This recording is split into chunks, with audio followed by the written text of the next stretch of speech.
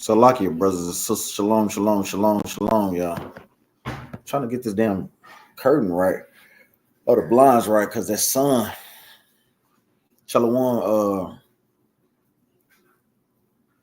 Zakob Matai, shalom, brother Lamar, shalom, sister Danielle, shalom to you, brothers and sisters in the chat.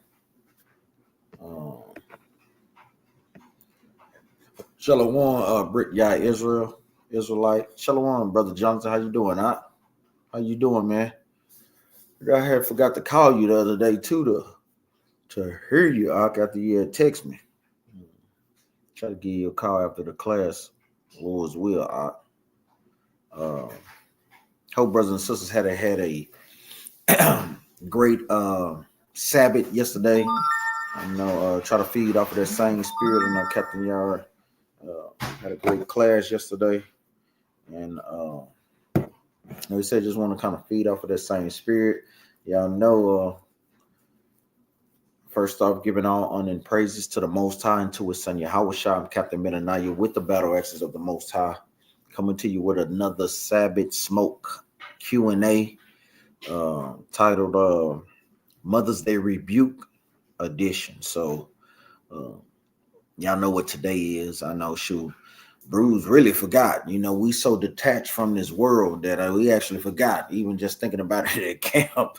I know we didn't bring out, we really didn't kind of go into it, even though we was kind of dealing with the brother on other issues and so on and so forth. But y'all knowing that's really another God. Most High God never told us in the scriptures to, set aside a day for your mother. You should respect and honor your mom every day, and that's what it falls upon. People try to make their own righteousness with the Most High. You can't do that, man. Shalom, brother Cedric Fedderson. First precept we're going to go to, let's go to one of the main precepts we always go to. Let's go to the book of Exodus, chapter 20 and verse 2. Verse 3, and it reads, thou shalt have no other gods before me. I'm going to read it again. Thou shalt have no other gods before me. Because when we are doing these things, we're setting these things up to be gods of the Most High. Nowhere in the scriptures does it tell you to celebrate your mom as a day. Yes, you can honor her every day, and that's what you should. But nowhere in the scripture is a day set aside for the mothers. You just don't see that in the scriptures, man. Those things are man-made traditions, man. Man-made traditions. Let's go to the book of Matthew, chapter 15. It's the book of Matthew, chapter 15, and verse... I'm going to start at verse 1. The book of Matthew, chapter 15, verse 1. Then came to Yahushua scribes and Pharisees, which were of Jerusalem, saying, why do thy disciples transgress the traditions of the elders? For they wash not their hands when they eat bread. So this is basically the same thing that our people do today. People get mad when you tell them Happy Mother's Day, and that's what we say. That's a tradition of man that is not a commandment of God. We hear it everywhere. And sometimes the sisters be in they feelings. You know what I'm saying? But you have to literally break these things down. Sis, I don't celebrate those pagan holidays. We celebrate God's high holy days. Verse 3, it says, but he answered and said unto them, why do you also transgress the commandment of God by your traditions? And this is what a lot of times our people are doing when we celebrate and partake into these pagan holidays. We are transgressing the laws of the Most High God by the traditions of men. Mother's Day is a tradition. It is not a commandment of the Most High God. Nowhere can you read in the Old Testament, in the Torah, or in Paul's letters, or in other books of the Bible, like the Torah and Tanakh, and say, thou shalt, guess what, have Mother's Day. You don't read those things. Should you honor your mother? Yes, you should honor your mother. You should do that every day. Not a specific day that you should do that. That should be done every day. It says, let's jump down. Verse 4, and this is my point.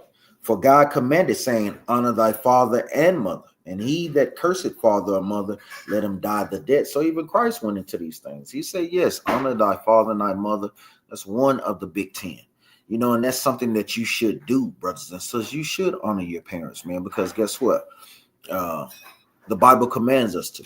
You know, it's an order that goes with those things. Remember, they are the ones that raised you, provided for you. So you should honor those things, especially if they was teaching you the commandments on how it should have been done and passed down from generation to generation.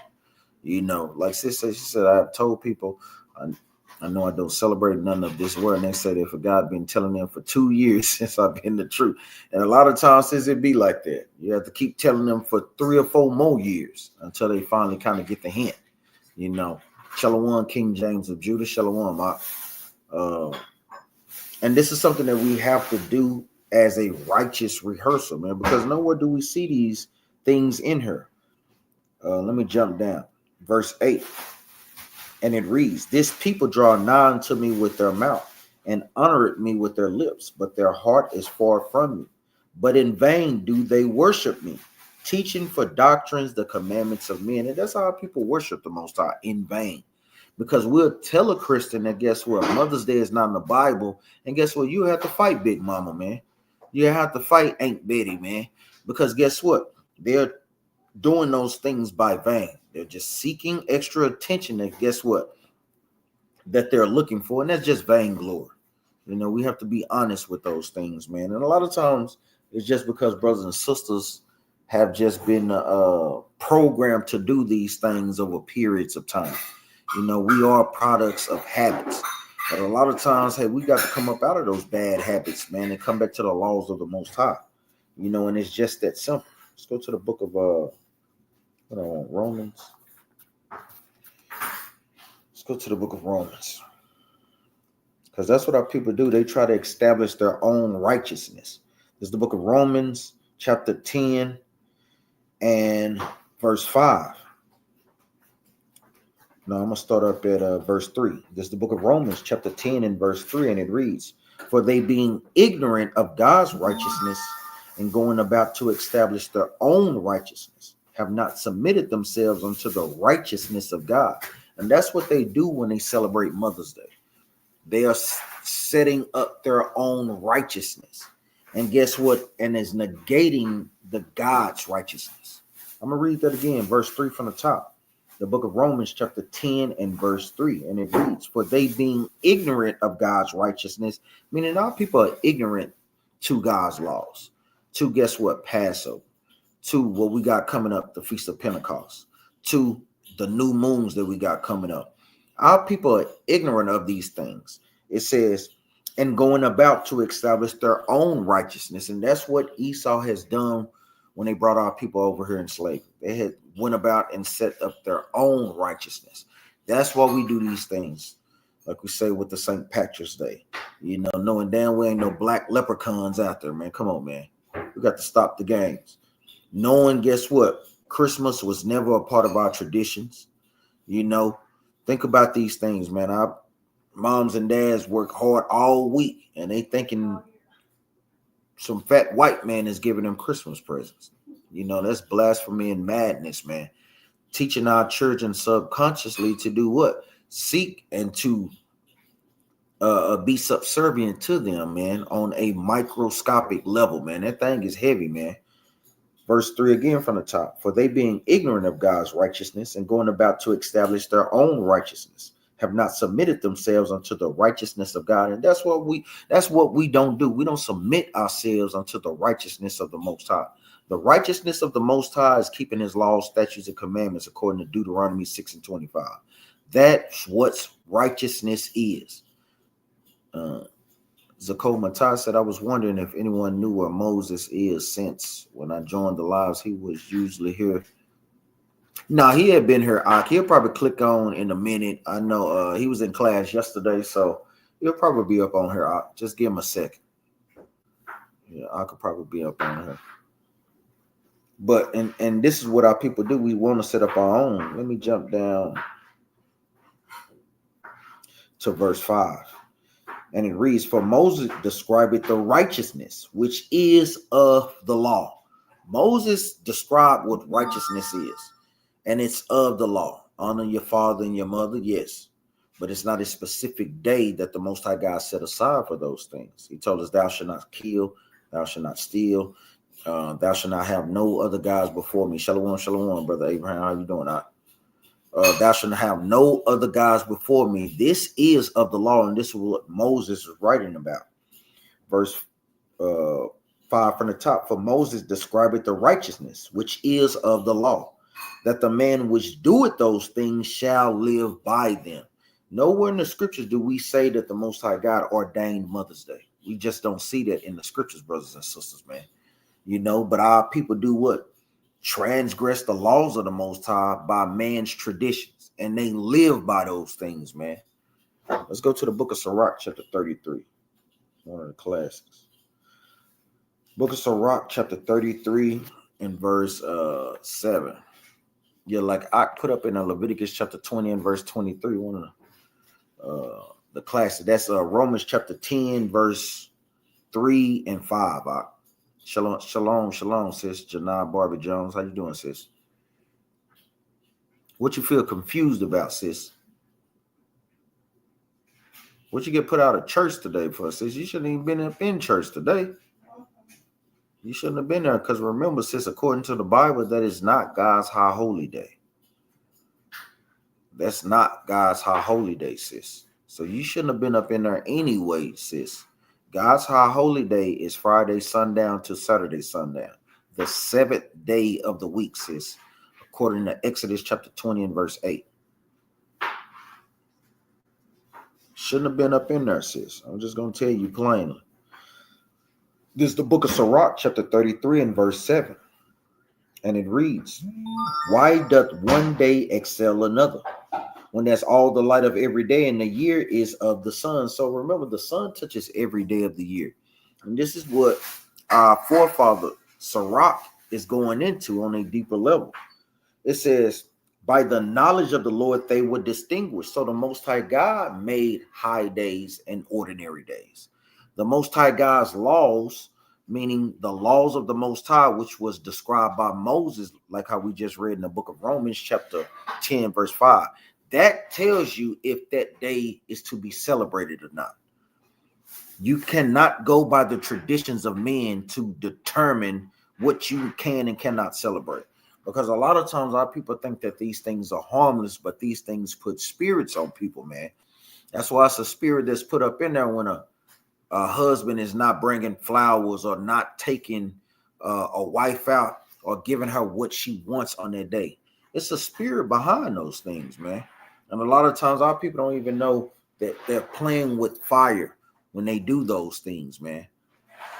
Verse 8, by the knowledge of the Lord they would distinguish, meaning the Most High God told us what days to celebrate, what days not to celebrate. It says, and he altered seasons and feasts. Some of them had he made high days and hallowed them, and some of them had he made ordinary days. So sis, I'm gonna tell you the truth, sister Janai, you had no business being up in there, because Sunday is just an ordinary day, sis. Shalom, brother Moses. No, brother Zakai Matai was just asking about your ox, so come on, see you up in there. I told him you'll be up in there shortly. That was the spirit. You pop right on up. So we see these things, man. Sunday is an ordinary day. Guess what? Mother's Day is an ordinary day. There's no such thing as Mother's Day according to the Bible. And these things have been going on for centuries. We have just been desensitized to these things, man.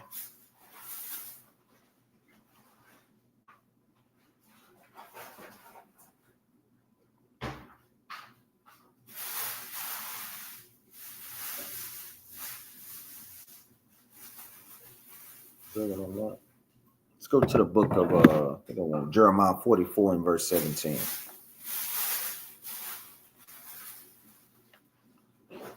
I'm gonna start at the top.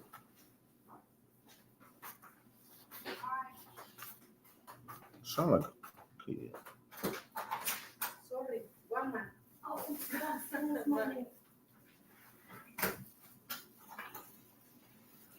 Shalom, shalom, like no other. Says this Israelite artist Eshan Burgundy blocked me off Instagram because he posted his reel for Mother's Day, and I said it was idolatry. That's right, Sharak Israel, shalom, shalom. And that's right, man. We got to rebuke our people sharply, especially people that know they're in the truth, man. Like you say, Israel be trying to mix the truth while following the heathens. That's right. They trying to have it both ways. The Most High God is going to kill brothers and sisters that are trying to be lukewarm in the truth. You're trying to mix Christianity with God's laws, statutes, and commandments. You can't do that. It's like oil and water. One thing gonna be at the top, the other gonna be at the bottom. Shalom, Captain Yara. Shalom. So you can't do those things, man. This is the book of Jeremiah, chapter 44 and verse 4, and it reads, "Howbeit I sent unto you all my servants the prophets, rising early and sending them, saying, Oh, do not this abominable thing that I hate." The Most High God hates us celebrating things that are not ordained in his laws, statutes, and commandments. These things are abominable to the Most High God. Let me jump down. Verse 18. Verse 17. "But we will certainly, Salaki, do whatsoever for it. Salaki, let me start from the top. This is the book of Jeremiah, chapter 44 and verse 16. "As for the word that thou hast spoken unto us in the name of the Lord, we will not hearken unto thee." So this is constantly the estate of our people being hard-headed and stubborn. Even during the time of Jeremiah, he was trying to teach them the word, and they literally saying, "We not gonna hearken to you. We not gonna listen to nothing that you are saying out of that Bible, man." Verse 17, "But we will certainly do whatsoever thing goeth forth out of our own mouth." And that's what our people want to do. They want to do whatever the hell that they want to do. They do not want to be governed by God's laws, statutes, and commandments. It says to burn incense unto the Queen of Heaven and to pour out drink offerings unto her, as we have done, we and our fathers, our kings, our princes, in the cities of Judah and in the streets of Jerusalem. For then we had plenty of victuals and were well and saw no evil. And this is just straight abomination, just straight evil, man.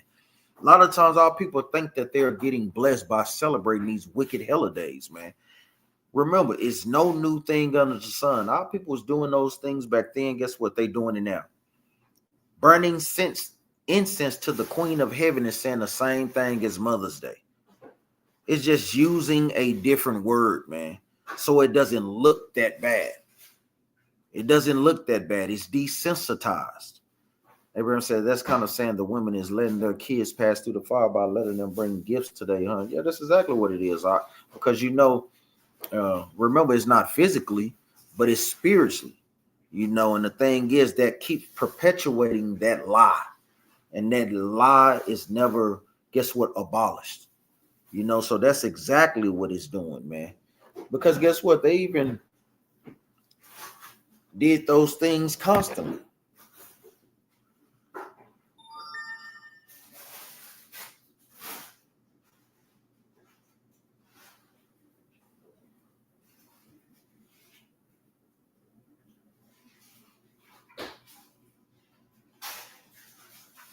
Dealing in a time like during the Christ, they was trying to put Christ's mother Mary on a pedestal, man. Let's go to the book of Luke.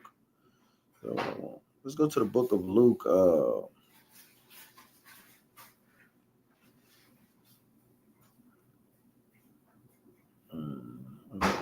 Book of Luke, chapter 11 and verse 27. Because they even try to do that with Christ, man. They even tried to do that, trying to put Christ's mom on a pedestal, man. And Christ had to rebuke them sharply on those things, man. That's what I want.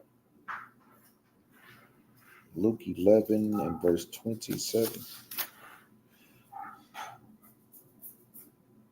Yes, I think that's what I want. This is the book of Luke, chapter 11 and verse 27, and it reads, "And it came to pass as he spake these things, a certain woman of the company lifted up her voice and said unto him, Blessed is the womb that bare thee, and the paps which thou hast sucked. But he said, Yea, rather, blessed are they that hear the word of God and keep it." So even during this time, they was trying to do what? Put Christ's mom on a pedestal. Christ had to rebuke that thing. No, he said, no, rather are they that are blessed that hear the word and that do it. I'm going to read that again because these things are heavy, man. This is the book of Luke, chapter 11 and verse 27. "And it came to pass as he spake these things, a certain woman of the company lifted up her voice and said unto him, Blessed is the womb that bare thee. And that's what they do with the Virgin Mary. It's no different from Catholicism, with the Northern tribe, and many of our people doing what? Worshiping that Virgin Mary. It's the same thing, man. It says, blessed is the womb that bare thee, and the paps which thou hast sucked. The paps is going into the breast which thou hast sucked. Trying to give all honor and glory to Mary. No, you got to give all honor and glory to the Most High. Because remember, it was because and only because of the Most High God choosing her to bear that seed through. Only. So everything that we do, it has to be giving glory to the Father, brothers and sisters, man. And nowhere in the scriptures do we see the Father giving us Mother's Day to celebrate. Shalom, shalom, shalom, brother Quam, Peter Quam, Yasharala, shalom. So nowhere do we see these things, man. So Christ was getting on them, man, like he should have done, man. And like how many other brothers and sisters that had to rebuke their mothers, their children, their husbands. You have to call those things out. The scriptures literally say, rebuke them sharply, man.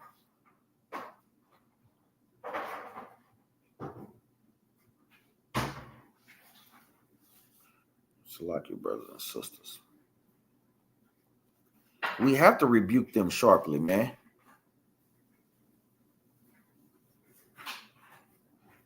Khan, shalom, Sister Hannah. How you doing, sis? You and the children. Shalom.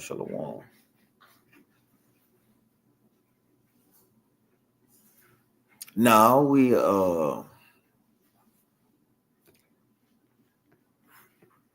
we didn't, because brothers and sisters be out here at them damn Furs cafeterias, goddamn all you can eat. Sure, we already know they already was gonna be in church, so Shalom, Yahweh Shah's little one, shalom, brothers and sisters. Let's go to the book of Titus, chapter 1, verse 9. We got to rebuke brothers and sisters sharply when they're trying to partake in these things, man. These things are not okay to do. Shalom, Sister Boston. How you doing, sis? This is the book of Titus, chapter 1 and verse 9. Holding fast the faithful word as he had been taught, that he may be able by sound doctrine broke to exhort and to convince the gainsayers. This is what I want. I'm not looking for that one, but it's a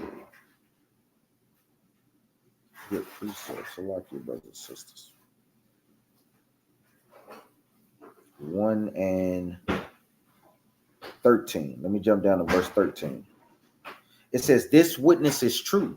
Wherefore rebuke them sharply, that they may be sound in the faith. And this goes to brothers and sisters that are thinking about wavering.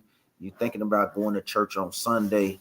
You're thinking about partaking in Mother's Day. The scriptures tells us to do what? Rebuke. The word rebuke means to correct. We have to correct brothers and sisters sharply so that you may be sound in the faith. The faith goes into you keeping the commandments and having faith in Christ, that he's coming back to save us, man. This is what the faith is, man. And we seeing brothers and sisters straddling the fence. Guess what? It's not going to be a good day when Christ comes back, man. He don't warn us about these things, man. Go to the book of Revelation, chapter 3 and verse 15. It's the book of Revelations, chapter 3 and verse 15, and it reads, I know thy works, that thou art neither cold nor hot. I would thou were cold or hot. So this is Christ getting on the church in Laodicea.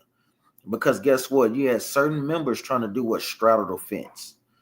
Struggling with being 100% in the faith, and then struggling with being in the ways of Rome. Geopolitics. It goes for all those things, man. Those things have great ramifications all the way around, man. So he was getting on our people, man. The same way, guess what? We're commanded to get on our people. You cannot walk halfway in this truth and halfway in Christianity. You can't do that. You can't walk halfway in the truth and then guess what? You want to be in the world on the weekends. You can't do those things. Verse 15 again from the top. I know thy works, that thou art neither cold nor hot. I would there were cold or hot. So Christ is saying, I would that you would pick a side, either be all the way for me or be all the way against me. That's what cold or hot. Now, I didn't see your question. Put it back in the chat, or I'll scroll back up. Verse 16. So then, because thou art lukewarm and neither cold nor hot, I will spew thee out of my mouth. So Christ is saying, since you're trying to straddle the fence and trying to play both sides, I'm gonna kill you anyway. That's what spew thee out of my mouth means, man. You know, we have to put it in layman's terms. He's going to kill you, man. So we have to make sure that, guess what? We understand what these things are going into and the consequences of these things, man. And that's exactly what our people are doing. We're sacrificing unto idols when we partake in those things, man. Let me go back up. Thanks. I put it up, verse 13. Yeah, you may have put it back up in there.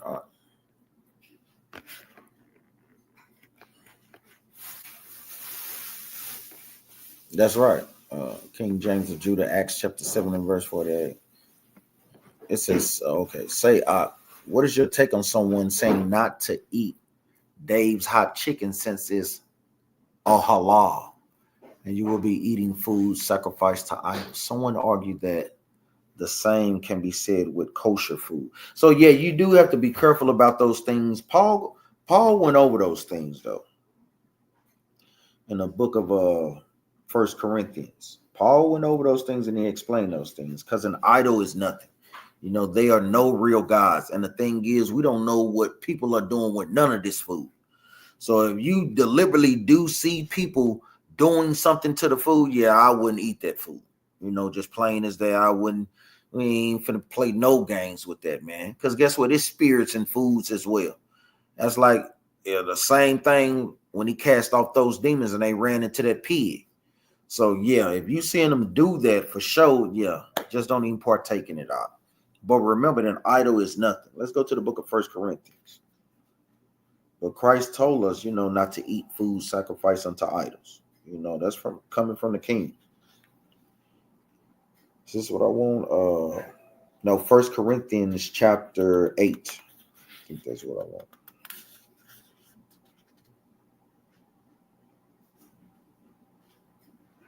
Yes. 1 Corinthians chapter 8. So Paul was giving us the understanding on a deeper level.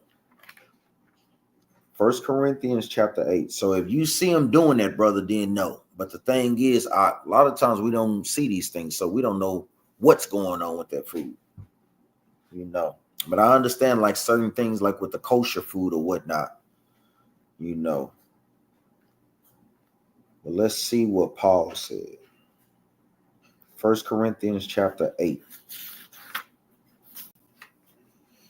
And the title is going into food sacrifice unto idols. This is the book of 1 Corinthians chapter 8 and verse 1. And it reads, now as touching things offered unto idols, we know that we all have knowledge. Knowledge puffeth up, but charity edifies. So Paul is going to break this thing down in layman's terms. Verse 2. The title is going into what? Foods sacrificed to idols. Verse 2. And if any man think that he knoweth anything, he knoweth nothing yet as he ought to know. But if any man love God, the same is known of him.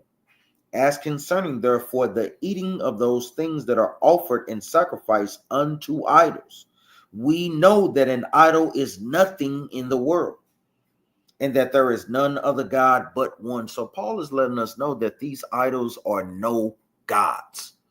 You know, they are not real. They are fake. Paul is letting us know that off the bat. It ain't no real God. Ain't no Buddha God. You know, ain't no Krishna. You know, ain't no Mother's Day. You know, we have to be honest with those things, man. Ain't none of these things. It ain't nothing but the one true God of Abraham, Isaac, and Jacob. It says, verse 5, for though there be called, for though there be that are called gods, whether in heaven or in earth, as there be gods many and lords many. So we know that it's people out there that has these false idols, like I was just naming, Buddha, Krishna, Virgin Mary, Sibo, at the top. It says, but to us there is but one God, the Father, of whom are all things, and we in him, and one Lord, Yahushua Christ, by whom are all things, and we by him. So there's also a cut to what? To the Trinity, showing you a separation, showing you that it's but one God and one Lord, which is Jesus the Christ, showing you a separation. So these idols are nothing. Let's keep reading. Howbeit, there is not in every man that knowledge, for saying with conscience of the idol unto this hour, eat as it is off a thing offered unto an idol. Let me read that again from the top. So remember, you may have new brothers and sisters that come into this truth that may not believe that, because remember, we have northern tribe that's coming up out of paganism, idolatry. So a lot of times Paul is writing this for the brothers and sisters that still do struggle with idol worship, and that's what these things are really for. This is what this chapter is for. Book of 1 Corinthians chapter 8, verse 6, verse 7. Howbeit, there is not in every man that knowledge, meaning what knowledge? The knowledge that is just one God. From verse 6. That's what he's going over. It says, for some with conscience of the idol, unto this idol, eat it as a thing offered unto an idol, and their conscience being weak is defiled. So Paul is writing that for the brothers and sisters that are strong in the truth, to where we know an idol is nothing. But you may have a weaker brother that is in the truth, maybe still dealing with idolatry, worshiping idols. He may not believe that. So guess what? To help strengthen that brother for his sake, let's just say y'all want to go to any type of restaurant that has an idol in it, and a brother may feel some type of way because he's still struggling with that. For that brother's sake, guess what? We're going to eat at another restaurant. This is what Paul is going into, for brews that don't have that understanding or that is weak in the faith. Weak in the faith, meaning you are new in the truth. It's going into the same thing. It says, verse 8, but meat commended us not to God. For neither if we eat are we the better, neither if we eat not are we the worse. Why is that? Because an idol is nothing. But if your brother is weak, that could defile his mind and his conscience. So for his sake, to love your brother as you would love yourself, guess what? You wouldn't partake in those things. Let's keep reading. Verse 9. But take heed, lest by any means this liberty of yours become a stumbling block to them that are weak. So the stronger brothers in the truth got to make sure that they're not setting a stumbling block for new brothers and sisters that are in the truth. Because some do believe that. You have that in the book of Acts, where our people were what? Was worshiping the great Diana. Let's get that precept to prove that. Let's go to the book of Acts. The goddess Diana, a so-called goddess of Diana. And that's nothing more today than what we would call Wonder Woman.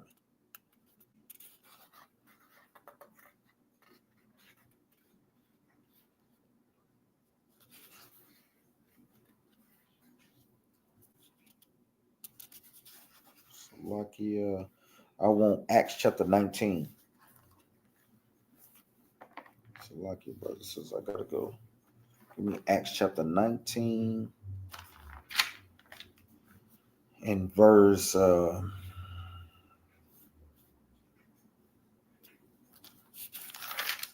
Acts chapter 19 and verse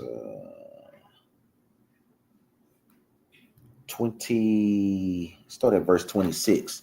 This is the book of Acts. Y'all hold your precept in 1 Corinthians chapter 8. This is the book of Acts chapter 19, verse 26. Moreover, ye see and hear that not alone at Ephesus, but almost throughout all Asia, this Paul had persecuted and turned away much people, saying that they be no gods. It says, which are made with hands. So Paul, remember, this is one of Paul's ministrations. It was his job to go throughout Asia Minor, what we know today as modern day Turkey, doing these different areas where Israelites were scattered, and was teaching them the gospel, teaching them to come up out of Greekish fashions, come up out of Roman fashions, come up out of the fashions of the other nations, celebrating what? Mother's Day. It says, so that not only this our craft is in danger to be set at naught, but also that the temple of the great goddess Diana should be despised, and her magnificence should be destroyed, whom all Asia and the world worship. Saying the same thing as Mother's Day, man, when they worship these goddesses. So our people was doing these things. They were sacrificing foods to those gods.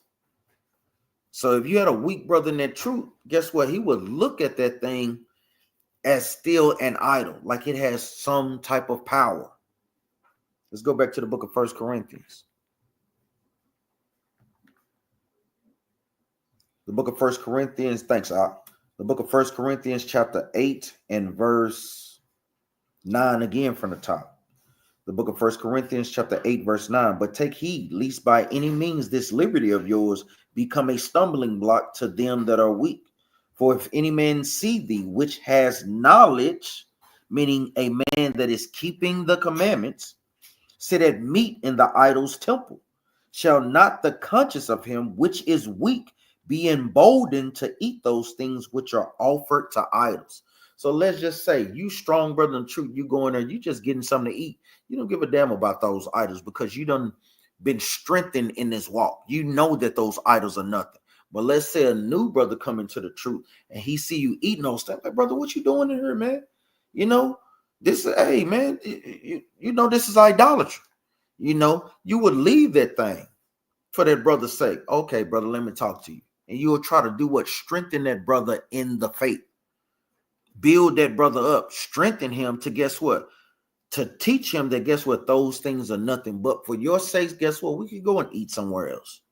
You know, that's the epitome of Leviticus chapter 19, verse 17.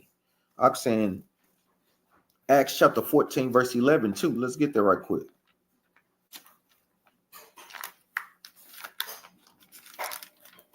This is the book of Acts chapter 14, verse 11, and it reads, and when the people saw that Paul had done, they lifted up their voices, saying in the speech of Laoniah, the gods are come down to us in the likeness of men. And they called Barnabas Jupiter and Paul Mercury, because he was the chief speaker. So we see, guess what? Even during this time, our people was calling us gods, meaning gods of the other nations. Going into what? Jupiter. Jupiter, what we would know today as Zeus. Jupiter is the Greek name. Zeus is the Roman name. These ain't nothing but Greek and Roman gods, Edomite gods. That's all that these things are. And even during that time, they were trying to put those things on the prophets. You know, and guess what? They got rebuked sharply. It says, then the priest of Jupiter, which was before the city, brought oxen and garlands unto the gates, and would have done sacrifice with the people, which when the apostles, Barnabas and Paul, heard of, they rent their clothes and ran in among the people, crying out and saying, sirs, why do you do these things? We also are men of like passions with you, and preach unto you that ye should turn from these vanities unto the living God. So we see where Paul and Barnabas rebuked them what? Sharply, like how we read in the book of Titus chapter 1 verse 13, which made heaven and earth and the sea and all things that are therein. So this is the same thing that we have to do in these times. The same thing. That's what it means in the book of Ecclesiastes. There is no new thing under the sun. Our people were struggling with that back then. They still struggling with it now. It says in Abel, Baal and the dragon, Daniel was trying to tell them, your idols can't do anything or eat anything. That's right. And they laughed at them. I know what you're talking about, Hot. Let's go back to the book of 1 Corinthians. That was a great precept that Captain Yara put in the chat, giving y'all another example to go with that. Acts chapter 19. Showing you that our people was doing these things back then. Let's keep reading. This is the book of 1 Corinthians chapter 8 and verse 11. And through thy knowledge shall the weak brother perish, for whom Christ died. But when ye sin so against the brethren and wound their weak conscience, ye sin against Christ. So we want to make sure that if you have a brother that is struggling with that, that you don't partake in those things around that brother. For the stronger brother, we know that idols are nothing. You know what I'm saying? We know that these things are not. Yeah, come, Mama Ra. Mama Ra said 41 watching, give thumbs up. I think someone is messing with how many are listening. Con sis. You know, come, Mama Ra. We know that they always messing with it. So remember, brother, like no other, like by you, I know you still kind of fairly new to a degree in the truth. Yeah, don't partake in it at all, you know, because we don't want those things to wound your weak conscience. You know, Christ gave us a commandment, you know, we ain't sacrificing to no idols, you know, but remember, we don't know where our food comes from, but if you deliberately see them going there doing something, praying over the food, we're not dealing with that. Or sacrificing a goat to those things, we ain't dealing with that crap. Straight up. You know, we ain't dealing with it at all, man. So I know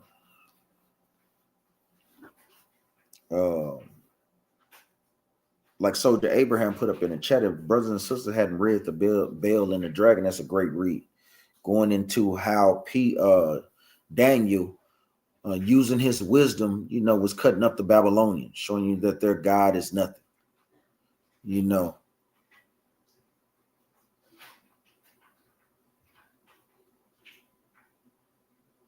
No, remember, some of those halal, I know sometimes they say that, but remember, those are some of the places to where you do get clean meat from.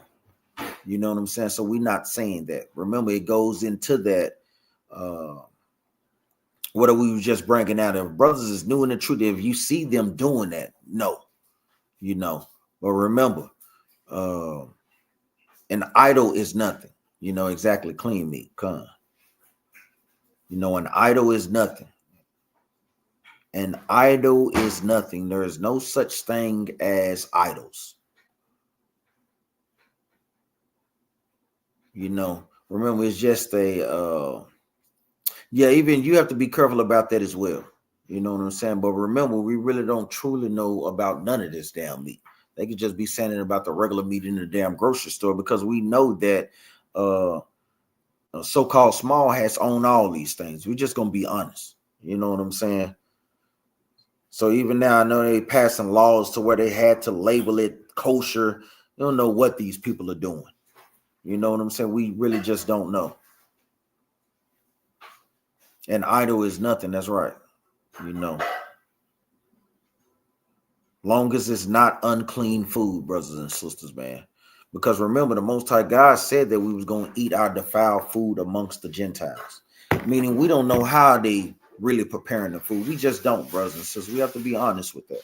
That's one of the curses that we got to go through. By us not controlling or being in our homeland, not being over the food, not being over agriculture, we don't know how these things are prepared, man. Just being honest. Let's go to the book of Hosea. Who's going to eat unclean things in Assyria and in Egypt? This is the book of Hosea, chapter 9 and verse 3, and it reads, they shall not dwell in the Lord's land, but Ephraim shall return to Egypt, and they shall eat unclean things in Assyria. So that's what we're doing right now. We're eating unclean things in Assyria and Egypt. Yeah, this is the precept for that Ezekiel chapter 4. This is the precept for that. So we're eating unclean things, man. Even with the seeds. I know you got brothers and sisters that want to be vegans. Brothers and sisters don't know where the seeds is coming from. You don't know if they mix in the seeds or what. We just don't know, man. I don't think we can eat tilapia. I don't eat that, so. But I don't, if I'm not mistaken, I don't think that we can. But yeah, remember, those are the qualifications. If it has fins and scales, those are the qualifications for eating it.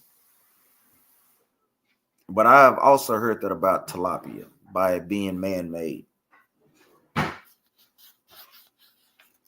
Me personally, I wouldn't eat it. You know what I'm saying? I would just be honest. I wouldn't eat it.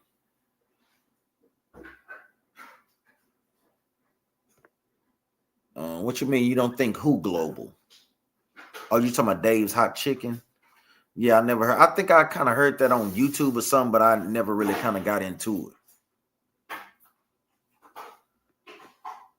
Yeah, but even in that, like I say, young Philly, you don't know what they feeding the livestock. We just don't know. You know what I'm saying? Because you still got to get those goats from somewhere.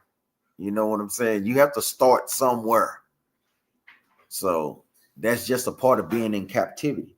This is the book of Ezekiel, chapter 4 and verse 13, and it reads, "And the Lord said, even thus shall the children of Israel eat their defiled bread among the Gentiles, whether I will drive them." So, I mean, we have to. Defiled bread is going into the food, is being defiled, because guess what? We don't know 100% that they taking care of these things. We don't. And the scriptures literally tells you to what? Never trust thine enemies. Bless you. Never trust thine enemies. Let's go to the book of Deuteronomy. It's also going into what? The curses. The book of Deuteronomy, chapter 28, verse 48. "Therefore shalt thou serve thine enemies, which the Lord shall send against thee in hunger." So we have to go to our enemies for food. We shouldn't, without a shadow of a doubt, think that they ain't doing something to the food. I mean, come on. That falls up on the never trust thine enemies. And in thirst, and in nakedness, and in want of all things, because we found out a few years ago that they put baking soda in the water. What the hell you got to do with putting baking soda in the water? Yeast in the water. That makes absolutely no sense. They know these things because what? They basically trying to have contingency plans to keep us in sin, not knowing that the Most High God got a contingency plan, which is Christ and which is grace and mercy. So remember, we're not doing those things willfully if we may happen to find out that we did eat some defiled food. Long as brothers and sisters are not doing it willfully. That's what we tell brothers and sisters. Make sure you know what you're eating. You have to take the time, look at the ingredients. You have to search these things out, man. You know, we have to search these things out. It says, "In hunger and in want of all things, and he shall put a yoke upon thy neck until he have destroyed thee." We have been destroyed so much to where now we know that Mother's Day is pagan, and our people still keep it any damn way, man. They don't care. You know, like you said, like Bruce bringing out, talking about the other day, Yahweh Day. You got Israelites eating pork, knowing that it's pork, purposely cooking pork, and purposely saying that they're going to turn Thanksgiving into Yahweh Day. Telling you, Christ is going to turn them in, say, he's going to turn them into some turkeys. All right, man. Let's say this thing is straight madness, man. Yeah, GMO seeds. That's right. I wouldn't trust it. Yeah, it's a lot of fruits with no seeds in them. You know what I'm saying? It's a lot of fruits. That Hosea precept was Hosea chapter 9, verse 13, sis. Remember, that's a precept for Ezekiel chapter 4, verse 13. Oh, Salaki, sis, I'm sorry. The book of Hosea chapter 9, verse 3. The book of Hosea chapter 9, verse 3. So, yeah, this is part of our punishment. Going into their ways, going into their traditions, eating defiled food, so on and so forth, man.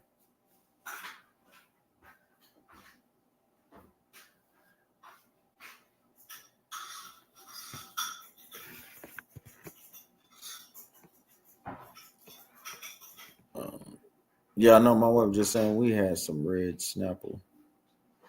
That's right. I mean, I'm talking about the Most High God made a multitude of fishes, man. Yeah, that's right, sis. I know we had to throw out some cases of water when it came to a Passover a couple years ago. But all praise the Most High God open us up to that.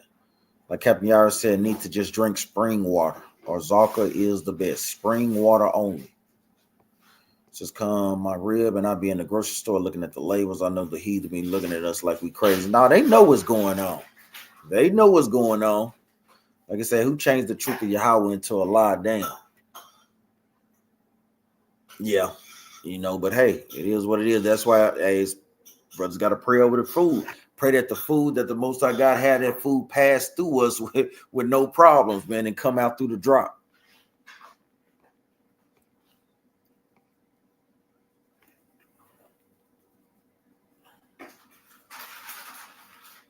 Yeah, try to not eat any fruits. And I know it'd be hard with the grapes or whatnot. Hey, just eat the seeds too here. Say, hey, we in captivity. Let me eat my seedless fruits in peace. It's all I can get my hands on until the kingdom.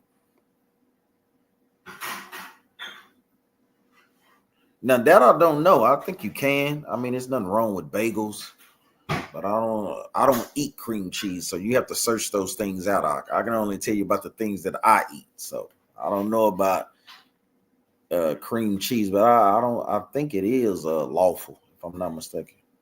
Yeah, cream cheese is okay. Shalom, Soldier Renard. How you doing? So yeah, but make sure y'all drinking spring water only. No, I tried to watch it, sis, but I really don't. You know, I'm gonna get back on you, Sister Janae. Sister Janae, Janai, why was you up in that Sunday? Why was you up in church, sis? It says, why you say don't eat seedless fruit? It's this show. It's a comedy show. It's kind of heavy set, sister.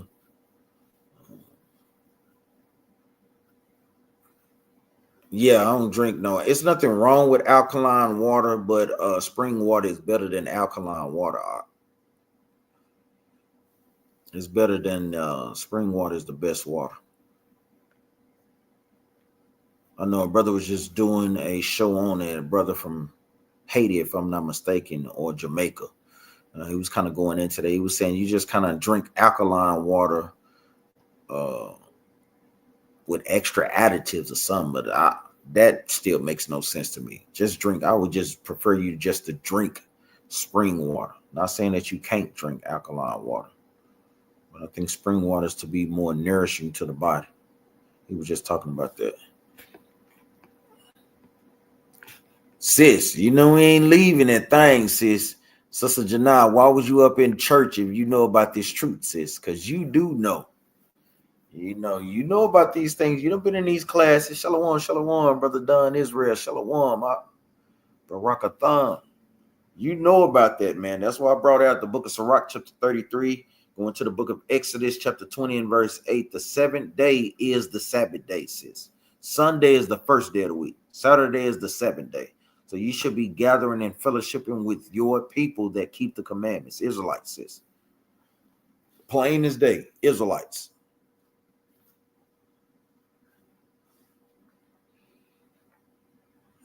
Yeah, exactly. How do you get a lot of stuff up in there? What will make, and we already know it's just going with what the scriptures are saying. That's all. It's just a fulfillment of the scriptures, man. That's all that it is, brothers and sisters. And that's why it's pivotal that guess what? We keep the commandments.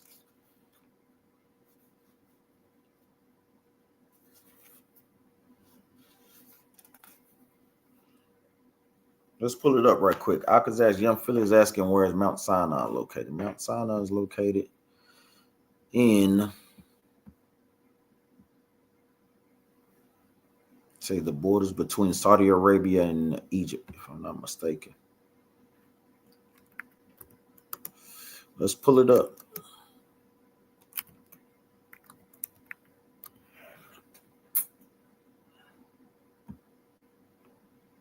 Yes, so it's in Mount. Let me get a good one.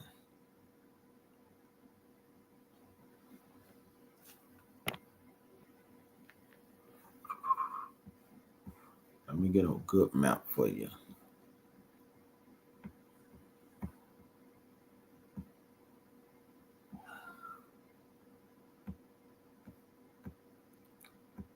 See if you can see this.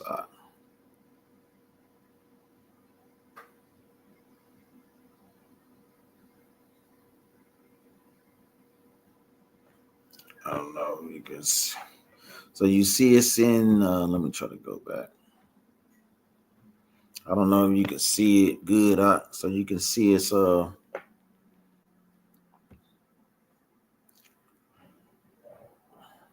in Saudi Arabia.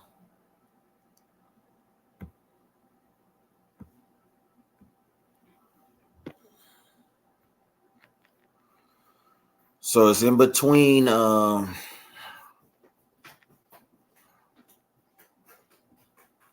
It says kind of claimed by Egypt. So you could say in between Egypt and Saudi Arabia.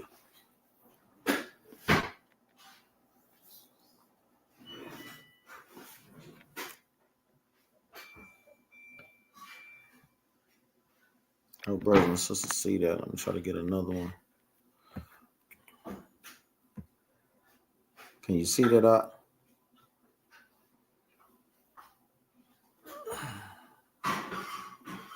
I'd say he need his glasses, man. Yeah, in between, can y'all see that? I know it might be a bad picture. Could brothers and sisters see that?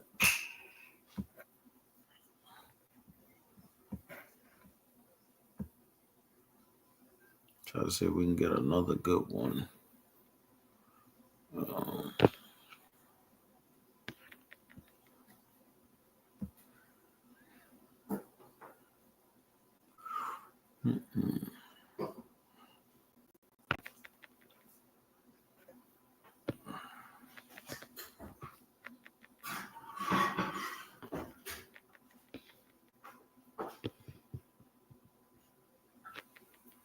I don't know if that's a good one either. Blurring up.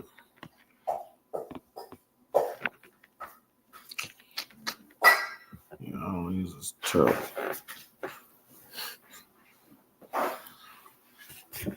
Did y'all see that?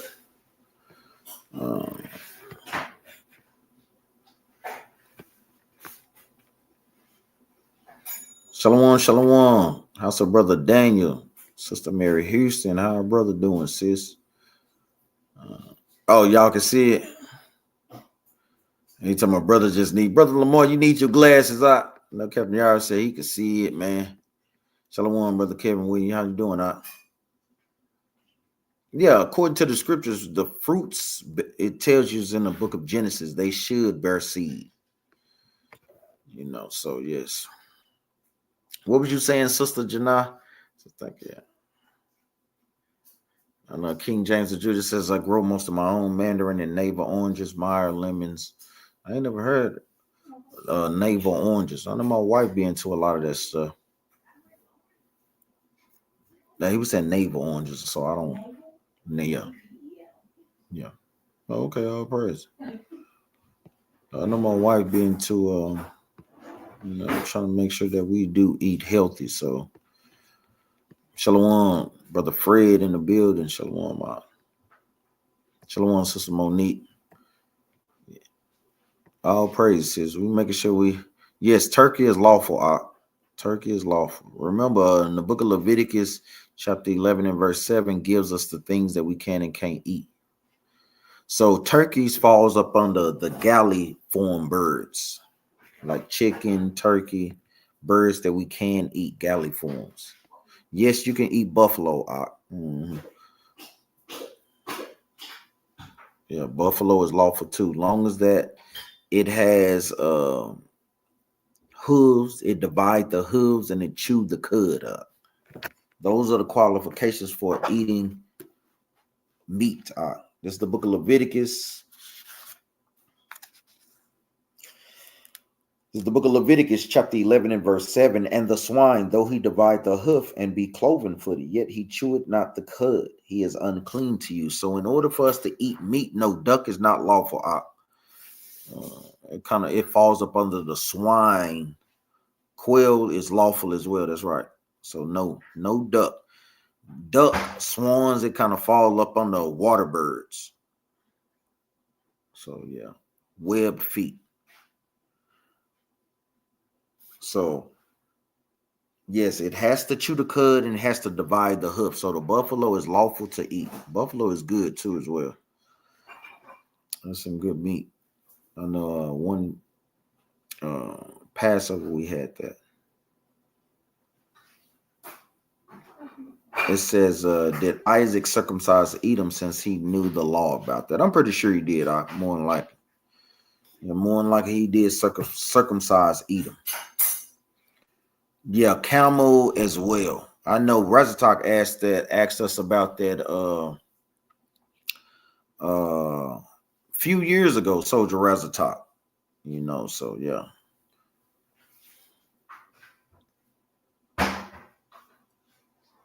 Shalom, shalom, brother Shalom. It says, if I had a wicked one ask me if the pig is grass, can he eat it? No, that's right. Camels and moose. I don't know about the moose, but I know about the camels because I know we was looking that up. But it might be lawful to eat the moose. Like you said, no buying and selling on the Sabbath for real.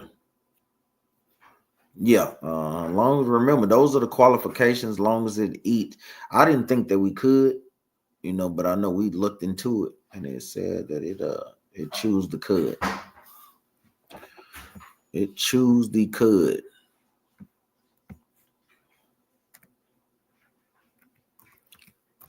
Let's look at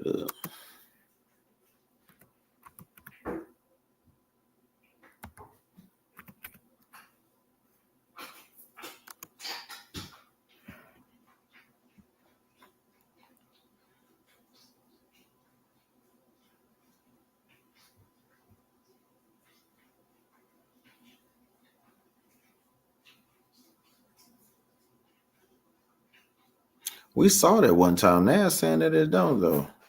Let me get an image of that. I could have sworn that we could.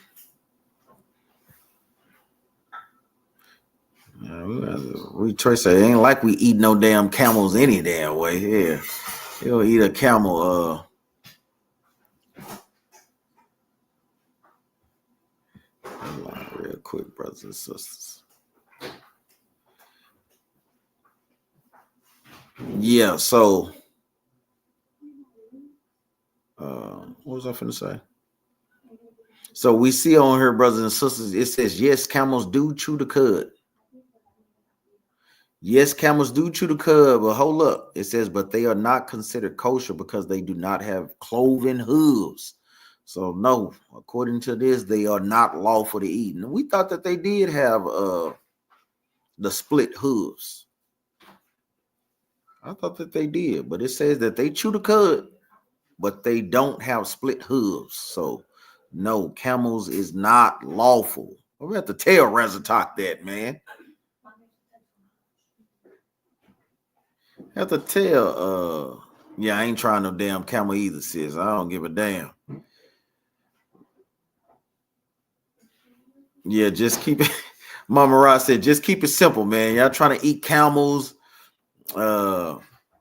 Yeah, don't eat mushrooms that make you hallucinate, but mushrooms is fine. Yeah, we can't eat camel, yeah. So they chew the cud, but they don't divide the hoof. It was something else. I don't know. I forgot. I don't know if it was a moose or a camel. It was one. I remember some years ago, Soldier Rajastop was asking that. It says, what are some bitter herbs we can eat at Passover? Some bitter herbs you can eat. You can eat horseradish, Sister Gwenda Hobbs. You could eat what else? Romaine lettuce. But you want to make sure that you get bitter herbs that are bitter to the taste. You want to make sure that it's bitter to the taste. Shalom, shalom, Princess Kia. How you doing, sis? House of Officer Barakaya. Shalom, sis. Yes, mushrooms is okay. So yeah, remember y'all. Yes, young Philly Cornelius was an Israelite. Giraffe, that's what it was. I'm like, I knew it was something. I'm thinking I'm getting a giraffe and a camel mixed up. That's what it was too. Thanks, Captain Yari. That's what it was. I knew it was something, man. We're gonna check and make sure we get that thing is, man. I knew it was something, man. Yeah, I don't know what that is. Salsa, sauerkraut. Yeah, you putting on some of these things that I don't eat. I'm gonna tell y'all, man. Brews in the congregation, sisters in the congregation, they know I'm simple. They like Benanah don't eat none of that stuff. Captain Benanah, no, he ain't none of that. He keeping it simple, man. Yes, that's what it was. Not the camel, but the damn giraffe. We tripped out when we heard that thing, man. That's what it was.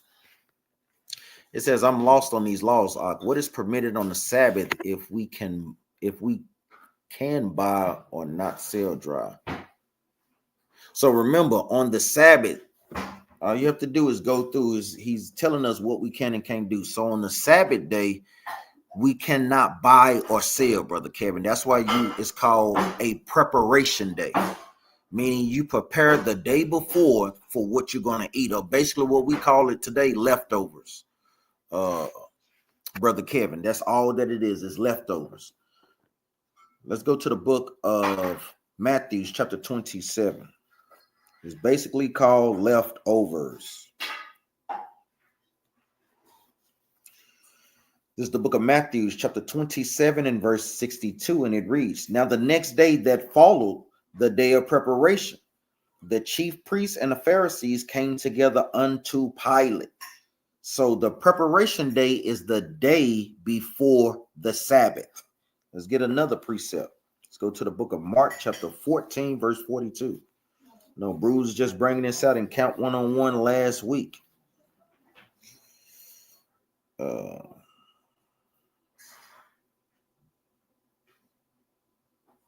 Is that what I want? Mark chapter. I'm calling the wrong precept out.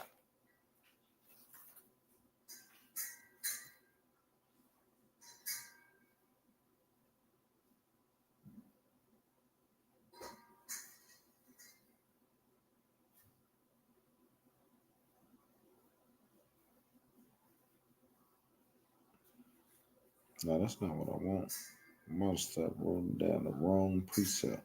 But the preparation day is the day before the 7-day Sabbath.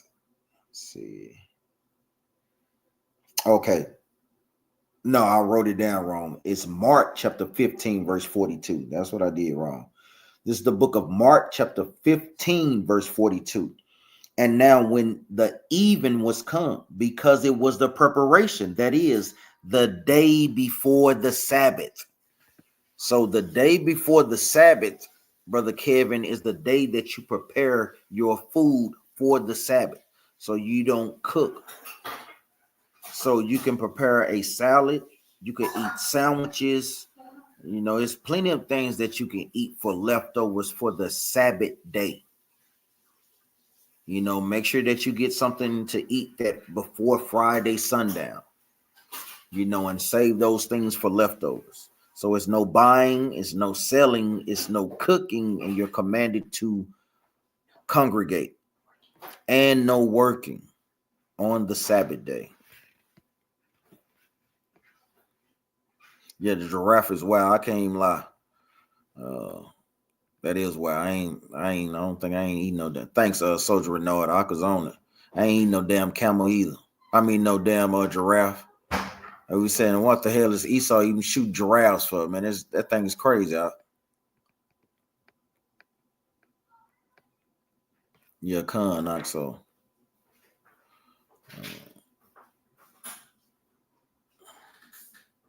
It says, "Hey, Ak, I know this Guatemalan who said the Bible is man-made and he's married to a white woman. Is he our people?" He very well could be. The Guatemalans will consist of the Panamanians as well. Also, they can kind of go into Zebulon. So yeah, he very well could be. Remember, just because he's married to a white woman doesn't negate him from being an Israelite. So he very well could be. They're talking about some giraffe neck steak. Man, his brother here, you know, he damn battle axe brothers get up in here, man. That damn soldier, as you know, he be on the thing grilling.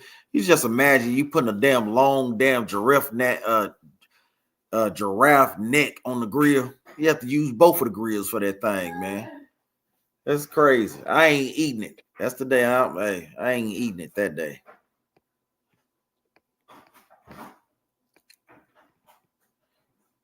Well, no, not no driving. Remember, Brother Kevin, that you don't want to be over righteous, because think about it, you have to drive to get the Sabbath class. So no. I didn't see your question. I'll go back up, sis. It says, what about praying over and over to win the lottery? No. You know, let's get that precept right quick. So yeah, you don't want to be over righteous, Brother Kevin. It's lawful to do well on the Sabbath. So if you got to drive to get to Sabbath class, yes, you can drive to get to Sabbath class, bro. So let's go to, remember, those are the things that the Gentiles seek after, sis. Those are the things that the Gentiles seek out.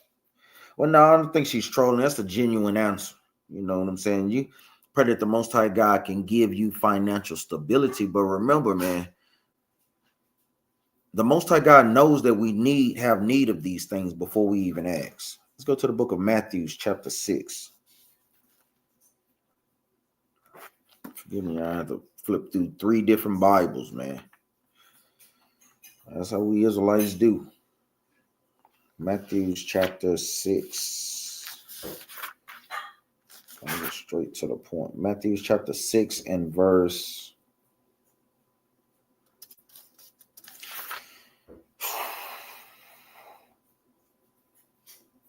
I'm going to start at verse 5. This is the book of Matthew chapter 6, verse 5. And when thou prayest, thou shalt not be as the hypocrites are, for they love to pray standing in the synagogues and in the corners of the streets, that they may be seen of men. Verily, verily, I say unto you, they have their reward. But when thou prayest, enter into thy closet, and when thou hast shut thy door, pray to thy Father which is in secret, and thy Father which seeth in secret shall reward thee openly. Verse 7. But when ye pray, use not vain repetitions as the heathen do, for they think that they shall be heard for their much speaking. Be not ye therefore like unto them, for your Father know what things ye have need of before ye ask him. So you have to be very careful about those things, sis, because a lot of times when we praying for those things, you have to think about, would you be better off with that? Or would those things, guess what, take you out of the truth completely, sis? These are the things that you have to ponder why the Most High God ain't giving our people all this amount of money. Would you be better off with that money, or would you be worse off with that money? Because remember, like the scriptures just said, the Most High God knows what we have need of. That's why it says our daily bread. The Most High God is giving us the things that we need on a day-to-day basis. So no, I'll be praying that the Most High God bring us salvation. I'm like he says, I ain't eating no damn giraffe.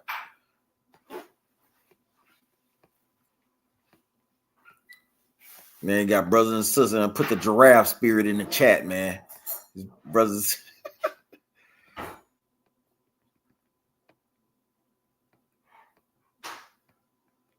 It says, what if the money is for a righteous reason, though? You're asking for it. By the way, I feel like most current lottery. Yeah, they are, sis. But that was the point, too. You have to be careful on, would you be better off? Now, it's nothing about being rich. You had, I think, Joseph of Arimathea. He was a well-off man, But remember, it literally tells you that the rich will hardly make it into the kingdom, sis. It literally tells you.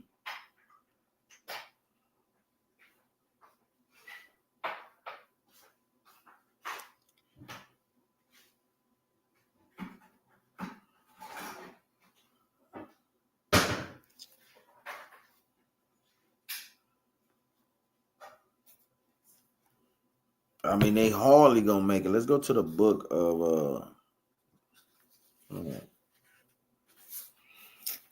I'm talking about this mug just faded.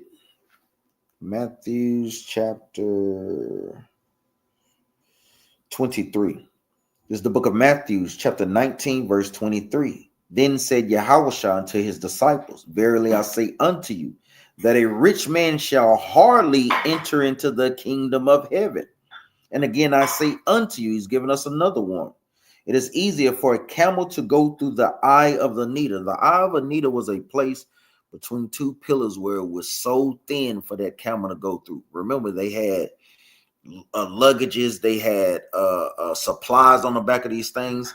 Said it was hard for that camel to thread that needle. It says, then for a rich man to enter into the kingdom of heaven, sis. So these are things that you have to contemplate and meditate on, sis. I ain't saying there's nothing wrong with brothers and sisters having money, in this captivity. There's nothing wrong. But if that's your sole goal and that's all that you're praying for, that's, you don't want to pray those prayers, sis. Yeah, exactly. Before you drive. So think about this, Brother Kevin. If you know that you have to drive a far distance, so we have brothers and sisters that will come in from out of town. They will make sure that they will fill up so they don't have to get gas that day.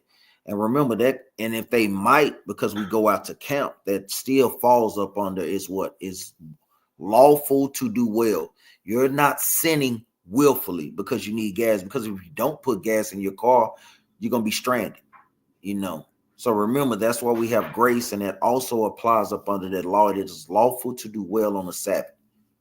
So that is understandable. Anything that has to do with the work of the Most High, you get into Sabbath class, you come bruised coming to camp, and you getting back home safely, that falls up under those guidelines. So yeah, you will be okay in that. Did you understand that, Sister Janai? Shalom, Sister Anna Jackson, shalom.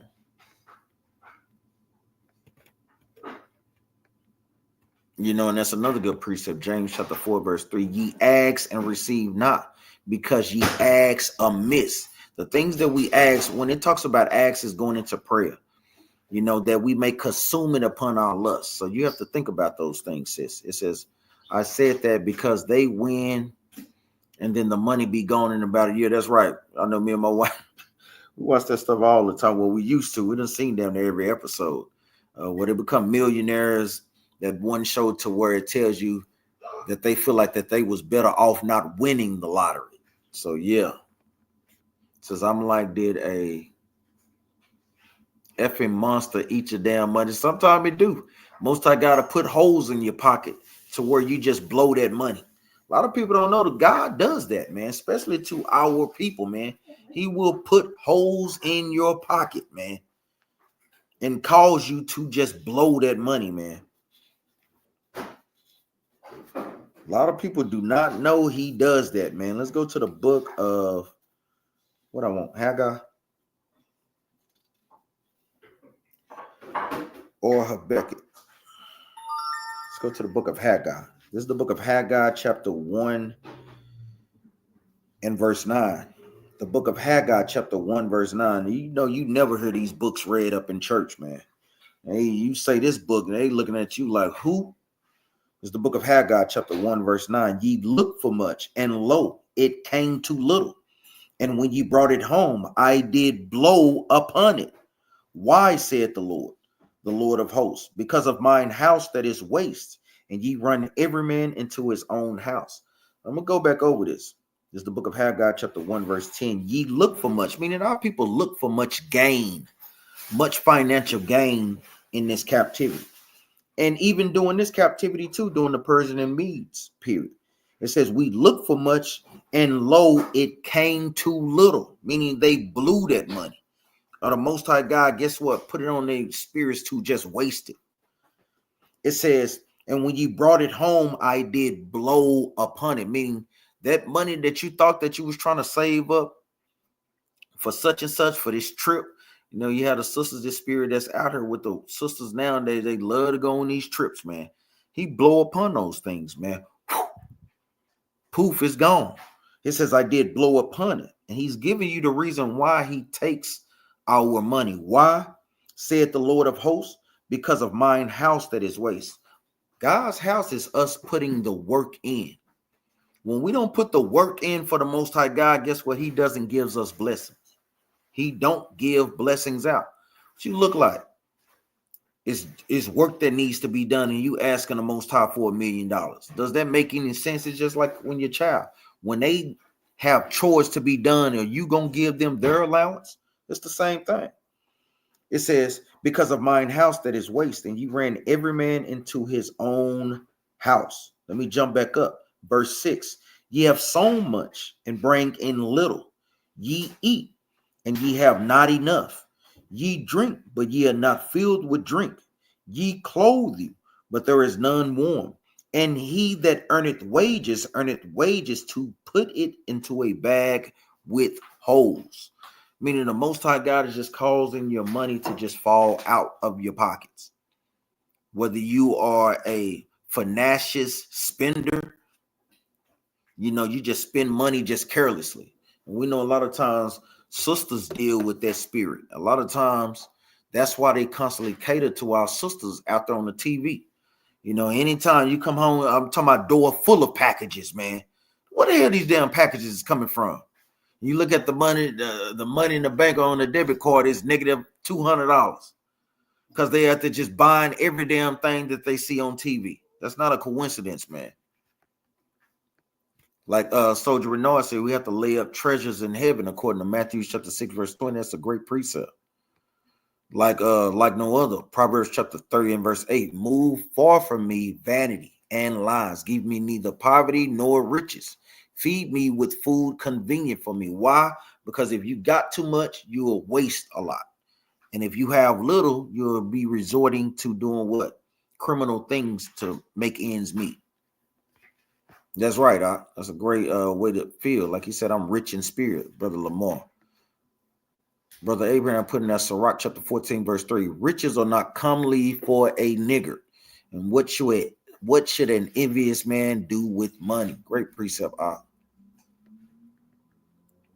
Another great precept Abraham put in that James chapter 2, verse 5. Hearken, my beloved brother, had not God chosen the poor of this world rich in faith and heirs of the kingdom, which he had promised to them that love him? Great precepts that Bruce putting in the chat, man. We have to take heed to these things, sis. All praise, sis. Thanks, Soldier Ezra. Like no other. Psalms 119, 49, and 50.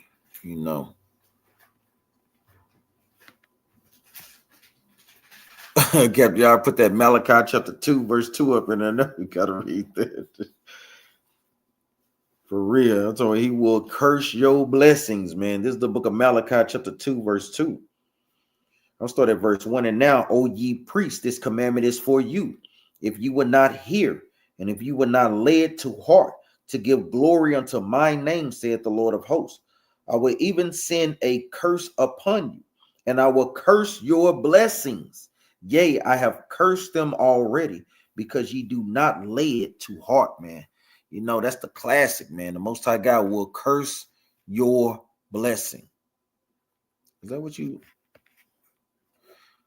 Brother Kevin said, why so much separation in between camps? It makes it difficult to choose which one to be a part of. If there was more unity amongst camp, it would be easier to be a part of. Take my family. Not necessarily. I remember it have always been like that. You had a separation between Paul and Barnabas. Even during that time, you had a different sects of Israelites. You had the scribes, you had the Pharisees, you had the elders. People that believed in Christ, people that did not believe in Christ. And guess what? We have the same things today. The Bible says that it would be that way. That's why you have to get with a camp that bears witness with your spirit and how you understand the scriptures and how they teach those things the correct way. That's why there's many camps out there for you. You have to try them. You have to prove them. But you can't let that be an excuse to say, oh, why ain't the camps coming together? Because it's not going to be that way. And the scriptures bear those things out. Let's go to the book. Y'all already know what the precepts are. Put them in the chat. Let's go to the book of Genesis chapter 49, the classic. Christ warned us. That's Christ's job to put the family back together again. It's the book of Genesis chapter 49 and verse 10, and it reads, the scepter shall not depart from Judah, nor a lawgiver from between his feet, until Shiloh come. Shiloh, Judah, is making reference to Christ. And unto him shall the gathering of the people be. Meaning Christ is going to come back and gather us, Brother Kevin. We're not going to gather ourselves up under one congregation. That is not in the Bible. That's Christ's job. That's reserved for the Most High to give to Christ. Precept. Let's go to the book of 2 Thessalonians. Basic precepts we always go over. Basic precepts we always go over. This is the book of 2 Thessalonians chapter 2 and verse 1, and it reads, now we beseech you, brethren, by the coming of our Lord Jesus Christ, and by our gathering together unto him. When Christ comes back, he's going to gather the nation of Israel, brother, not us. So that's why it is many different camps, because also we have what is called the COINTELPRO, to where Esau or the nations try to come in and destroy the organization that we established. Same thing they did with the Black Panthers Party. They cut off the head, and guess what? The body just fell away. It's hard for them to kind of infiltrate and try to stop what the Most High God is setting up when there's multiple camps setting up every day. That's a hard thing. We fighting on multiple fronts.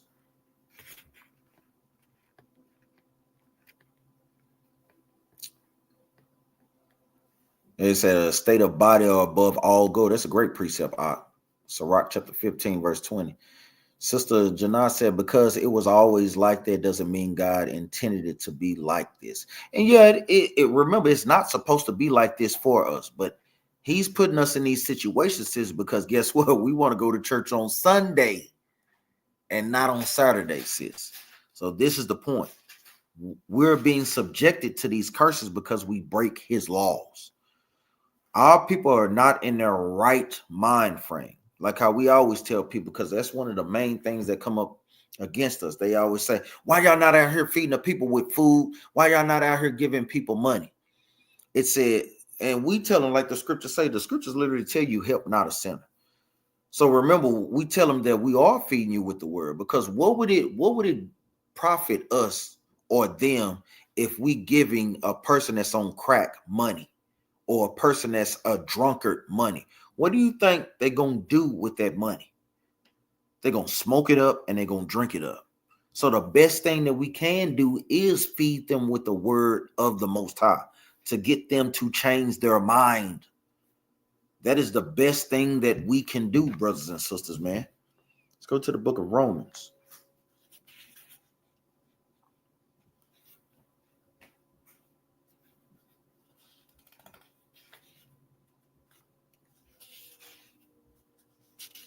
Romans chapter 12.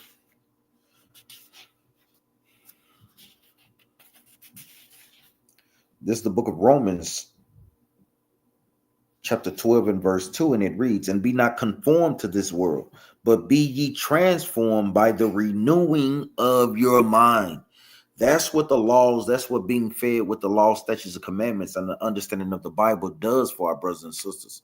It helps you to renew your mind, the way that you think, stopping you from thinking like a nigger and a drunkard and a thought, and start to have you think like a king and a princess of Israel, man. That's the best thing that we can do, man. That's right. For he that is not against us is on our part, Mark 9 and 40.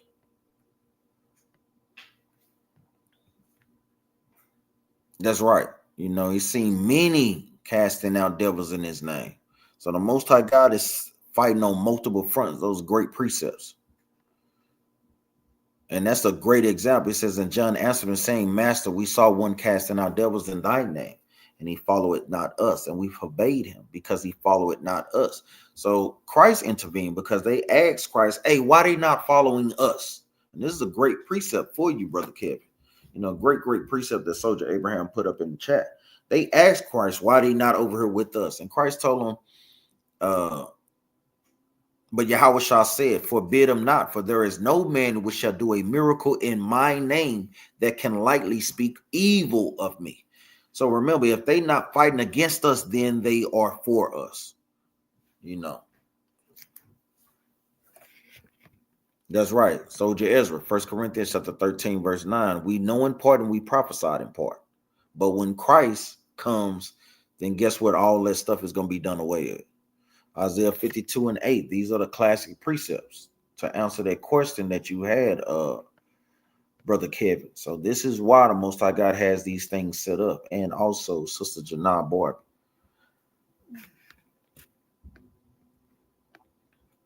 So remember, Brother Kevin, it's not as much separation as you think. When we see brews out, it's certain camps, that act like niggas out here, acting like they just can't say a shalom. You know what I'm saying? But for the most part, shoot, camps get along. Camps check on one another. It's not as much separation as you think when you peel back the layers out. It says, yes, that one hit the spot when you said help, not a sinner. Yes, the scripture literally tells you that, sis. Scriptures tell you help, not a sinner. Because Christians will make that up all the time. Man, you're supposed to be doing this. You're supposed to be doing that. That was 2 Thessalonians chapter 2, verse 1 and 2. But we are to obey God rather than men. This is the book of Sirach, chapter 12, verse 1. When thou would do good, know to whom thou doest it, so shalt thou be thanked for thy benefit. So the Most High God is telling you, when you're trying to help somebody, you have to prove them whether or not they keeping the commandments or not. Because you could just be giving the money away to a drunkard or to someone that does drugs. And then that money is going to be wasted. Then people say, well, hey, they can do whatever they want to. Damn well you didn't want your money to be buying no damn crack. Like, stop playing the games. You don't want your damn money to be wasted on no crack, man. It says, do good to the godly man, and thou shalt find a recompense. And if not from him, yet from the Most High. Verse 4, give to the godly man and help not a sinner.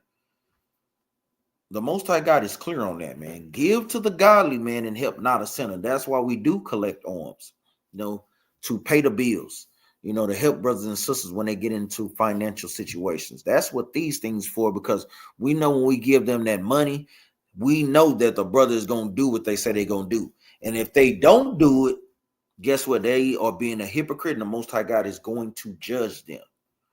Because remember, the Most High God said, if you are helping somebody, he is the one that's going to pay you back. It ain't nothing like a payback from the Most High. That's why it's pivotal that brothers and sisters do give alms. That thing is pivotal, man. And that's something that we have always done as a nation of people, man. Is that what I want in the book of Acts, chapter 8? And laid it at their feet and gave need to all. Is that what I want? 8.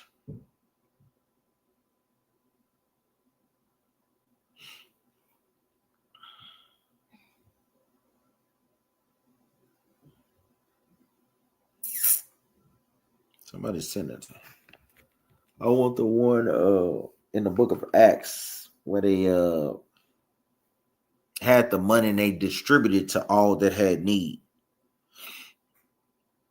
Somebody find that for me.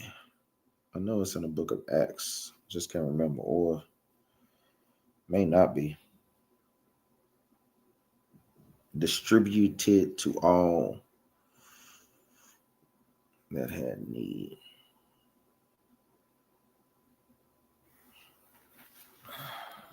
Four and 35. It's in Acts somewhere. Yeah, thanks. This is the book of Acts, chapter 4, verse 34. Neither was there any among them that lacked, for as many as were possessors of lands and houses sold them and brought them the prices of the things that were sold and laid them down at the apostles' feet. And distribution was made unto every man according as he had need. So our people always came together, put their money together to pay alms. And guess what? Any brothers or sisters that needed things, guess what? That money was allowed for them. That's why we basically had the first welfare systems, to take care of widows and orphans. That's what these things are for. Yes, it's no amount. You can give however much money that you can, sis. That's what the scriptures say. Let's go to the book of Tobit. So it's no amount. That's where Christians get tithes from. Tithes means a tenth of what you made, but that was just your what?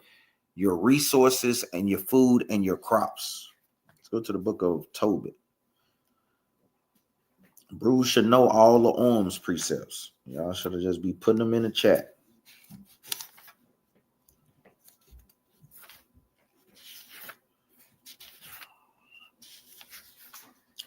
This is the book of Tobit, chapter 4 and verse 8. We're going to get straight to the point. The book of Tobit, chapter 4 and verse 8, and it reads, and if thou hast abundance, give alms accordingly. If thou have but a little, be not afraid to give according to that little. So if you have an abundance of wealth, guess what? You can give a lot. If you have a little, give what you have. It's the example of the woman that gave a farthing to Christ, to put in. And Christ said she gave more than all of them because she gave her last. She gave her last. This is pivotal for us getting ready to go into the Feast of First Fruits, the Feast of Pentecost, the Feast of Harvest, and the Feast of Weeks. All those are the same things. So if you have a lot, give a lot. If you don't, give a little. Shalom, shalom, Officer Barakai, shalom. It says, tell me that verse, please, about we had our own welfare system. Let's get there right quick. That was the one that we just read in Acts chapter 4, verse 35. Let me find it.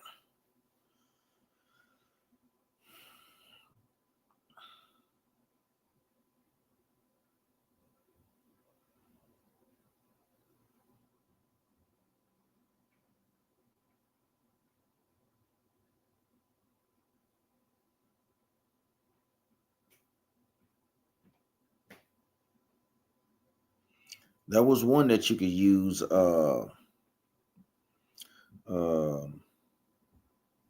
in Acts chapter 4, verse 35, sis.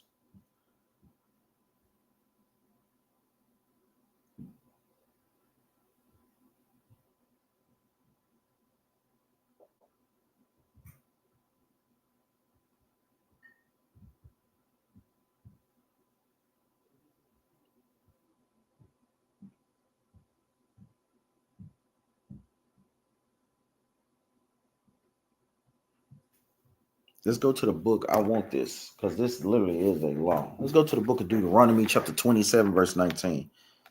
And we're looking for another one too, though. This is the book of Deuteronomy, chapter 27 and verse 19.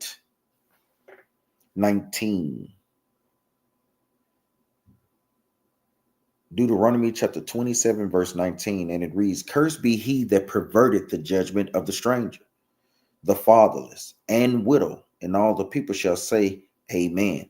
So it's a law for us not to pervert the judgment or have respect of persons, because guess what? A sister may have lost her husband, or a child may have lost their father.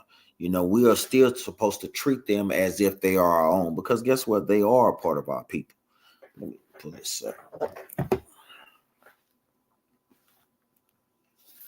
see, it's in the book of...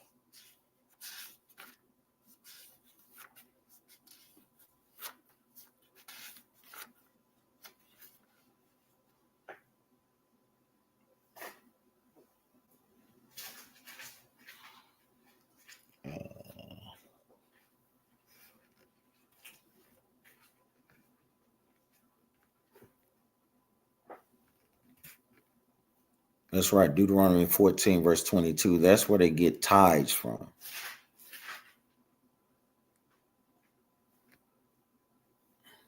Yeah, it's more so. I have to meditate on them. Sirach chapter 3, verse 30. That's another great precept. Sister Mary Houston put it up in there. Sirach chapter 3, verse 30. Sirach chapter 12, verse 1 through 5. Yes, goat is lawful to eat. Young Philly, you must be hungry on here. You just asking nothing but food. You must be hungry or something. What you got going, man? But yeah, those are great precepts. I'm trying to think about this one particular. I think it's in either in Exodus, Deuteronomy, or First and Second Kings, or First and Second Chronicles. That I'm trying to think about. Well, Brother Kevin, we have the Cash App. We have the Battle Axe Cash App. So, you can always donate that to that. It's in the description. Like we said, we use those things to pay for the building. So when we have high holy days, we have a place to congregate. On the 7-day Sabbath, when it's time to congregate, we have a place to go. So yes. It's not like Pastor Pulpit. We using that to stuff I don't know. Those things that help brothers and sisters that are in need. Like I said, we also always have the pantry to where brothers and sisters need some food. You can just go and get what you need.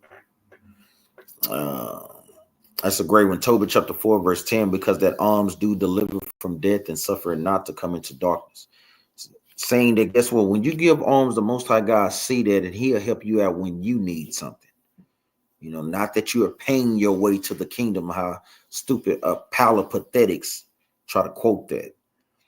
Yeah, I'm trying to think of it. I have to look for it. I haven't been to it in a while.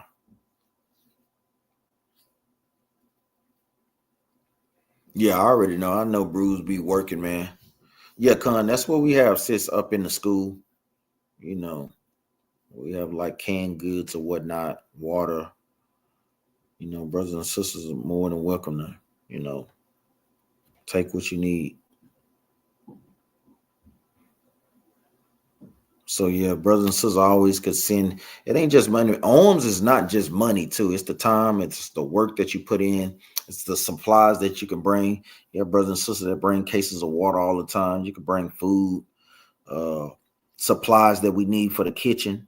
You know, so all those things.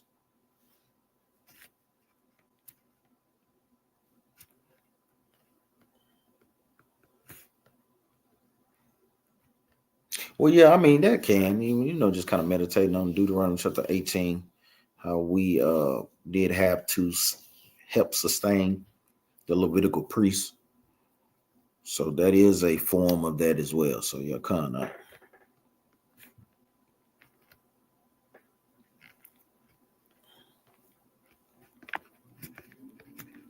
Let me go back up.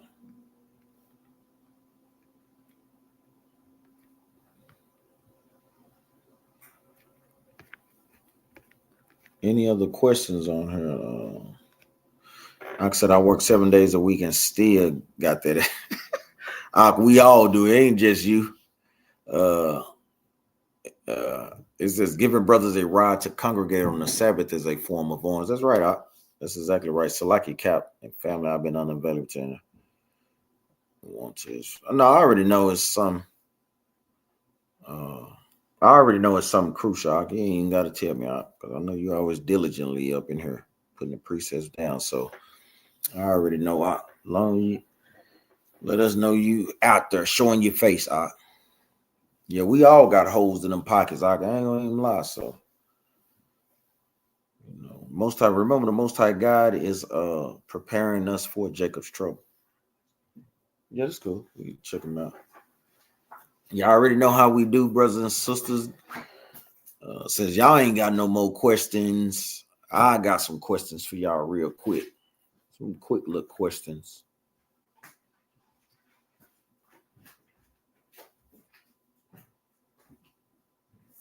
Oh, I got a good question. Yeah, that's right. I remain vigilant. First question. Let me see what brothers and sisters been paying attention. Yeah, you ain't lying. Actually, we've been used to be not having what we want, man. It's for a reason, man. First question, man. Who suggested that Joseph interpret the dream of Pharaoh? Yeah, you talking about milk question? Hell no. Nah. These are reading questions here. Let me know if brothers and sisters been reading. These are they kind of alright though. You know, I'm a little hard, like no other. Who suggested that Joseph interpret the dream of Pharaoh?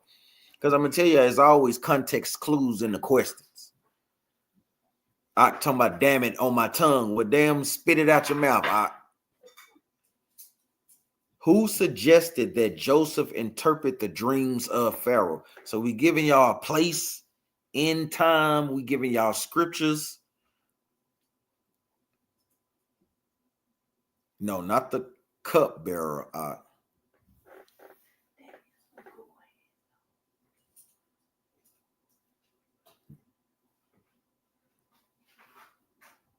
What precept though, sis? Make y'all know how we rocking here, man. Y'all know damn well y'all got to say the answer and put the precept up in that, man. Which one though, brother Albon?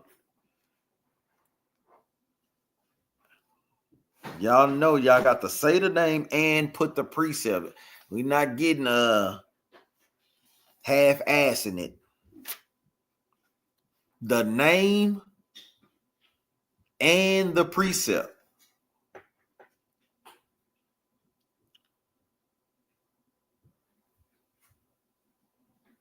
Or who it was. Y'all know what I mean? What was his title or what is in the Bible verses? I'll put it to you that way.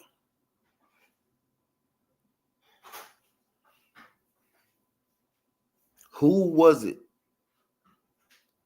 God, Soldier Ezra got that thing, man. This brother said he just got home. Talking about the chief cupbearer. No, he was the chief butler.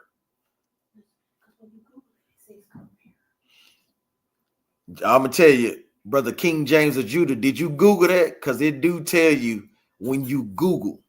But I'm gonna read it. This is the book of Genesis, chapter 41, verse 9. Then spake the chief butler unto Pharaoh, saying, I do remember my faults this day. Pharaoh was wroth with his servants and put me inward and the captains of the guard's house, both me and the chief baker. We dreamed a dream in one night, I and he. We dreamed each man according to the interpretation of his dream. Let me jump down.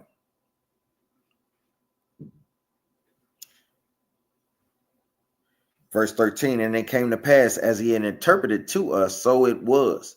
Me he restored unto mine office, and unto him he hanged.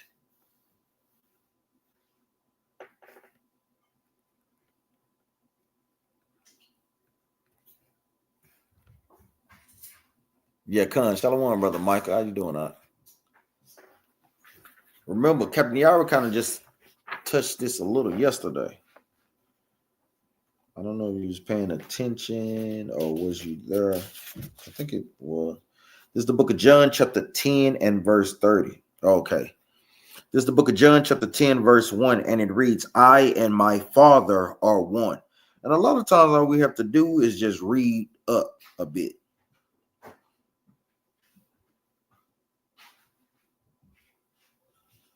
So when it talks about Christ and his Father are one, meaning they are on one accord, we know that it has to mean this because there's many scriptures in the Bible, like how we just read, 1 Corinthians chapter 8, verse 6, where it literally tells you it's only one God and one Jesus the Christ. In the book of Daniel, chapter 7, verse 13, it tells you that the angels brought Christ to the Most High. In the book of Acts, chapter 7, Stephen saw Christ sitting on the right hand of the Most High in heaven. So when it talks about I and my Father are one, meaning they agree as one. Let's read up a little bit. Then we'll go back to the questions. Doesn't mean that this is talking about the Trinity. It's nowhere in the Bible that is a doctrine. You won't see that. It's the book of John, chapter 10 and verse.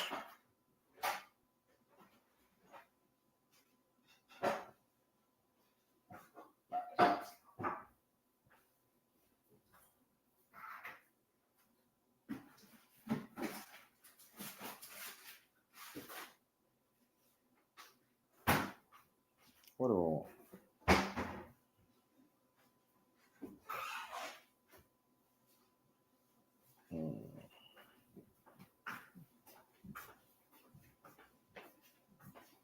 something that I want. What is it?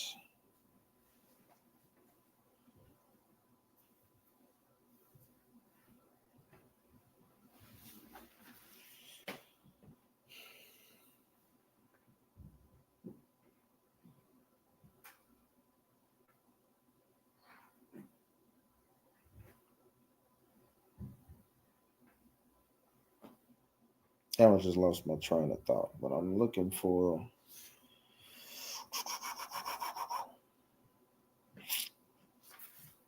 What am I looking for?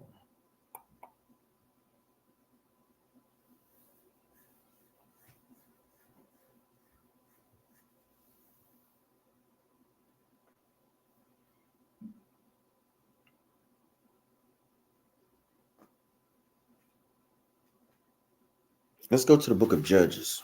Meditate on that. Judges chapter 20 and verse 8. One of the favorite precepts I like to go to kind of show that it just means that they are one accord. This is the book of Judges chapter 20 and verse 8. And all the people arose as one man, saying, we will not any of us go to his tent, neither will any of us turn to his house. So when it talks about that, meaning Israel was on one accord, just like Christ and his Father is on one accord. That's all that this is going into. Let's go to the book of Nehemiah, chapter 8 and verse 1. I think.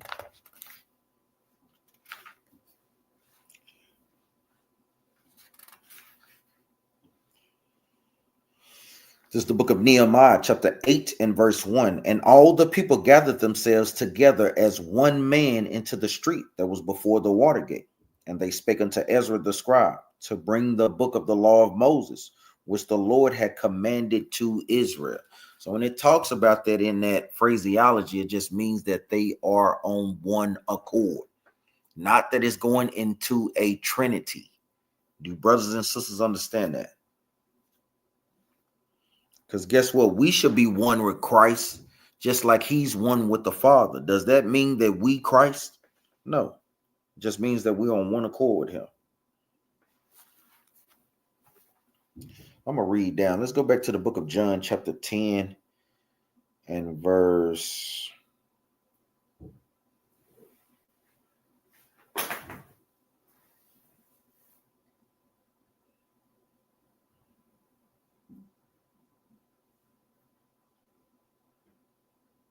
My sheep wasn't in front of me.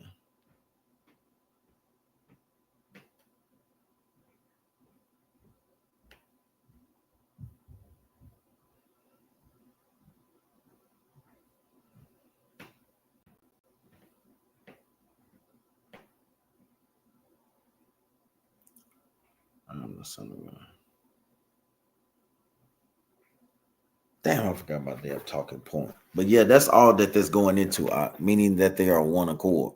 Bakan got the chief butler.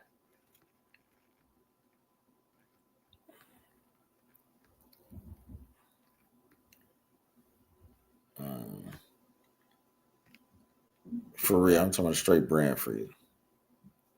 Yeah, you was off one out. Verse 12, 9 and 12, Salaki. Son of a living God. Let me see. 2 John 1 and 3, because we're going to be from the Father. Truth and love. Judges 20 and 8, yeah. Oh, Khan. Yeah, Khan. Now, we didn't touch that far down. I know Ak had went into most of John chapter 10, going into the other sheep of another fold. So say, Ak, I was reading that Babylon and Timbuktu, and in that book, the author said that Japhet was the Caucasian race. No, remember, it's a key word. He said that they was the Caucasian. People said it, but this was hard to be proved. Don't forget that part. So he's not saying that. Yeah, remember, those things have to filter through the Bible. So we ain't saying that we believe everything from Babylon to Timbuktu, but a lot of those things do match up with the Bible. But don't forget that point. Is that what I want? I think that is what I want too. Somewhere over here. What's that? No, not that. No, not that First John. I know that one, but that's another one too that you can. It's another one that I'm looking for. Damn, I thought I had it.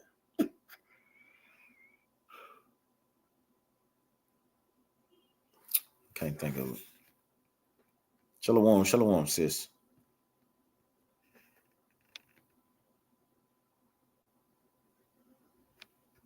Ephesians 5 and 30. Maybe I'll come up with it later. Next question, real quick, brothers and sisters. Real quick. Oh, this is a good one right here. How long did it take for King Solomon to build his own house? How long did it take King Solomon to build his own house?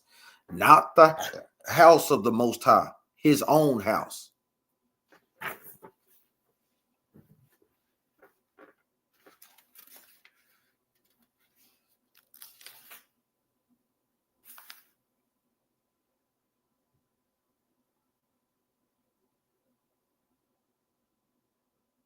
Yeah, that's the precept to 1 John 5 and 8, but nah, that's not what I'm looking for.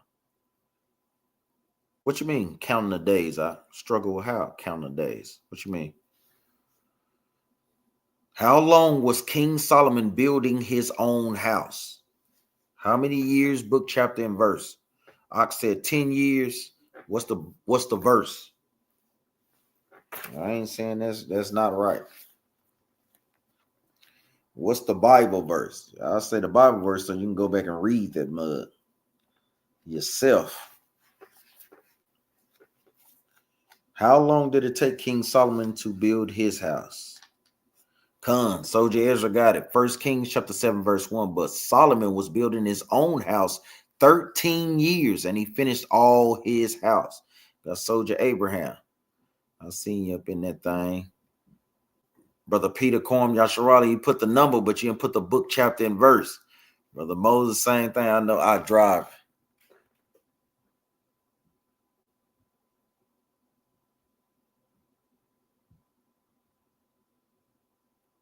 Yeah, that's the one that he wanted, Cedric, but it's another precept I'm looking for.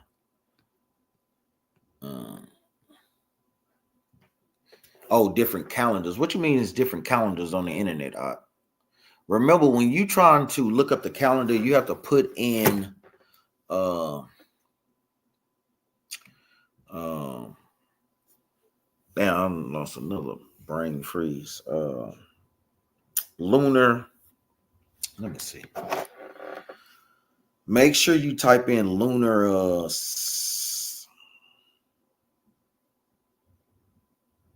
Damn, I lost my thought. Lunar month for the month of such and such. So you will be putting what is the lunar moon for the month of April. You know. Remember, our calendar is predicated on the moon. So that's how you would put it in. You put in lunar moon for the month of April. Lunar moon. Or moon phases for the month of April. And it's very easy. It's a specific one that I do like to put up, though.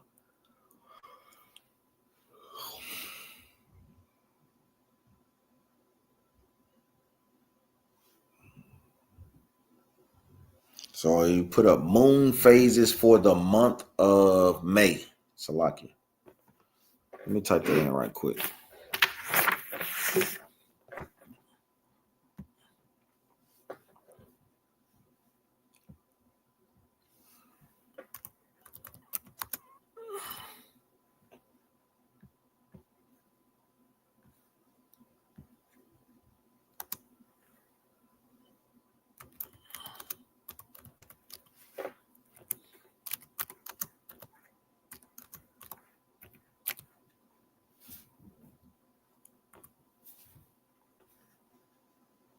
So yeah, you type in moon phases for the month of,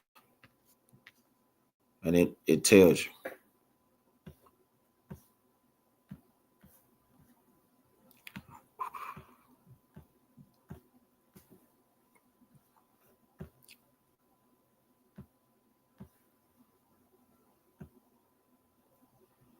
So it will tell you. I'll close this. So yes, it'll tell you. I don't know if brothers and sisters can see it. So yes, we have a new moon coming up on the what? The 26th, which is a Monday. Monday night to Tuesday day is the next new moon. And remember, the last new moon was what? April 26th, 30 days later. I don't know. Can y'all see that?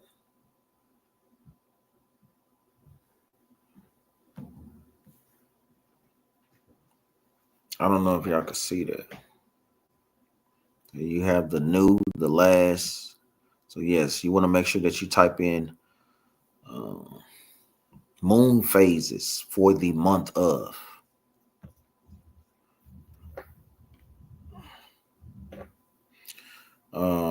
Sister Janai Barber, she says, what about aspersions in the Bible? I'm told I'm smart, different, but the world sees aspersions as weird. Talking yourself, imaginary buddies. Well, remember, you just want to make sure you don't answer yourself, sis. Even King Solomon said that he communed within himself. Let's go to the book of Ecclesiastes. He communed within himself.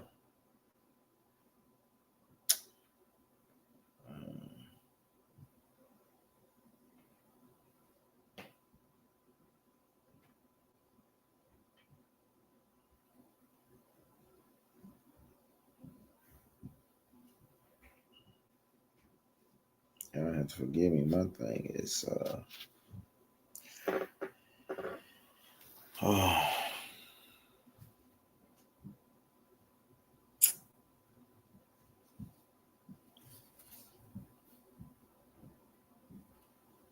this I find like wisdom to make your face shine.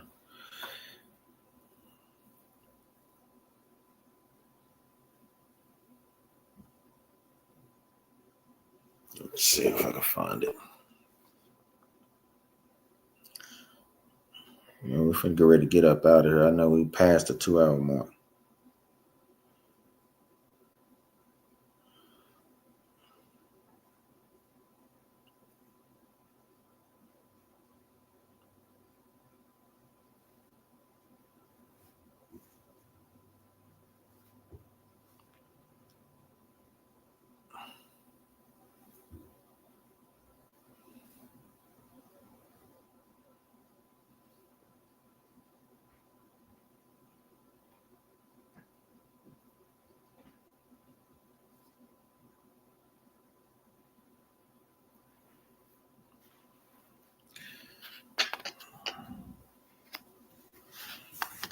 Ecclesiastes 1 and 16. I don't know why I thought it was like in chapter 5, 6, or 7. This is the book of Ecclesiastes, chapter 1, verse 16, and it reads, I commune with mine own heart. Meaning Solomon, we may have some times where you may commune with yourself, meaning talk to yourself. I commune with mine own heart, saying, lo, I am come to great estate. I have gotten more wisdom than all they that have been before me in Jerusalem. Yea, my heart had great experience of wisdom and knowledge. So he communed with himself about that particular thought, but when you start to answer yourself, that's when brothers and sisters can start to go off. But every now and then you may say some things to yourself to help you remind yourself for certain things or for different reasons.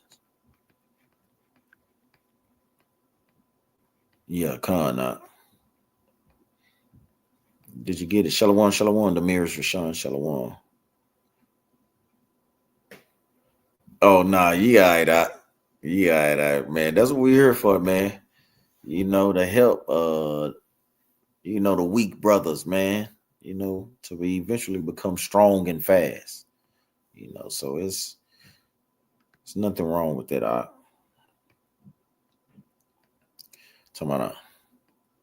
Yeah, I saw it, sis. It says okay because yeah, that's kind of ADHD. So it's really a spirit thing, sis. It's just a spirit that's on you. That's all that these things are. And a lot of time we suffer these things because of our sins, certain illnesses and personalities disorders.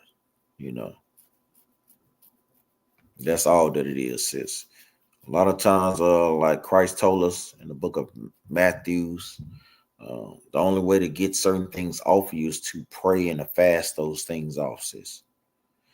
I heard an elder say that us believing in the chair is coming to save us as they meant. Yeah, that's a yepta. I know he was one of the brothers saying that. We don't believe that because, I mean, the scriptures literally tell you the chariots is coming. It's coming to wage war with Babylon the Great and the nations that be and the powers that be and to save us. So I bet you when they come, he going to want to be on that thing. I bet you that. Said I can't change, especially for a person that's been different. The God wants me to change, not to talk to myself. I'm taking sessions to myself. I said, give a hard question. Okay, be careful what you ask for. Nah, that is kind of too easy. I don't know though. It may not be.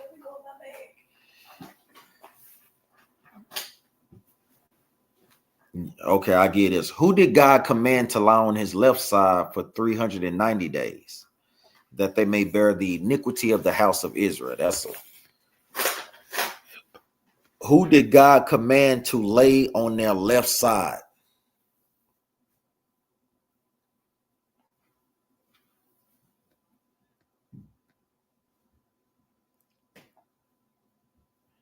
Who did God command to lay on their left side? It says, I have a list of all commandments twice.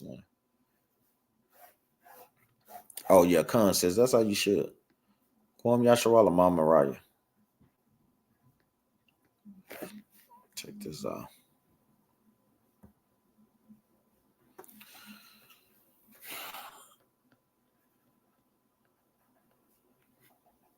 Oh, yes, 2 Thessalonians chapter 2, verse 1. 2 Thessalonians chapter 2, verse 1 and 2. No, but we always looking for brothers to start those camps, man. Maybe you could be the first brother to start a camp in Philadelphia. You know, that's why we always looking for brothers who spirit vibe with our spirit, man, that's ready to do the work, get built up in the scriptures, built up in the understanding. Because I know a lot of times brothers be looking for brothers, but hey, the Most High God may be looking for you, Ak. So, Con, what's the precept like no other? Him, Hosea, no. Fred, Jeremiah, no. What's the precept though? Con, brother Moses got it. Ezekiel chapter 4, verse 4. I got another one for you. And who said that? Did you even answer that question? You know I'm gonna be all over you if you ain't even answer the question, Soldier Ezra. There's another one. Who did Paul hand over to Satan? Yeah, for real. That I know that's kind of easy for y'all. You right out. I got another one then. Who did Paul hand over to Satan?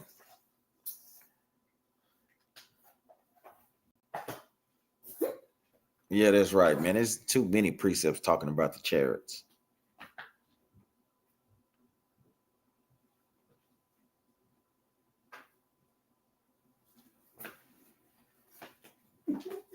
Yeah, you're talking about, dang, that's a tough one. Who did Paul hand over to Satan? How you way behind? I was way behind. Well, now you on time now. Answer this one. Put the name up in that thing, brother Peter. Brother Peter Kwam Yasharala. You talking about, well, fast forward. Come, brother Moses on top of that thing, Hymenius and Alexander. You had it, brother Peter Kwam Yasharala, but you didn't put the name. I need the name, book, chapter, and the verse. Yeah, look at it.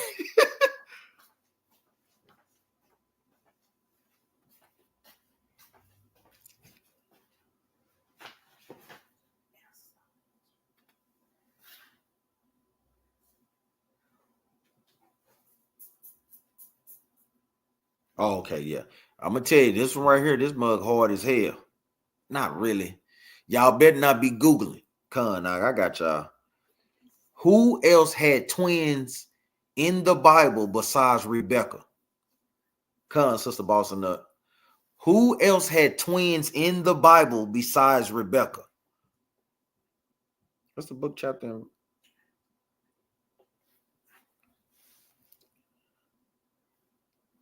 Man, you got to study, eat the whole roll out.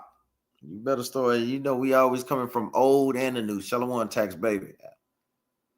You talking about Adam and Eve. What you put Adam and Eve for? They ain't twins. Remember, Eve was taken from Adam's rib.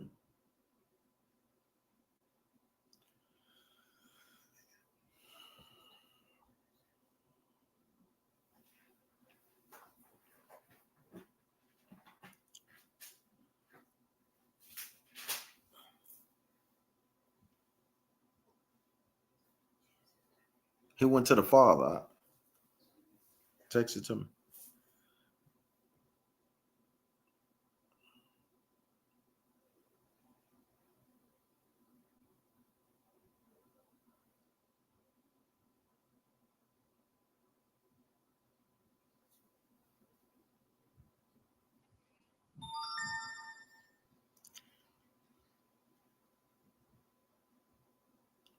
Who else had twins?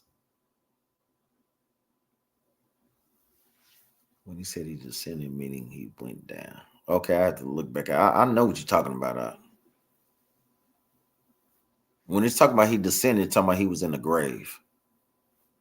And then he was rose back up.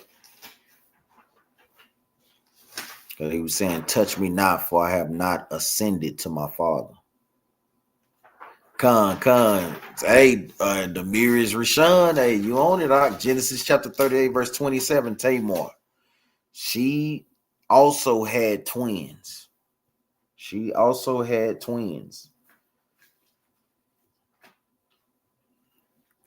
Let me see that one.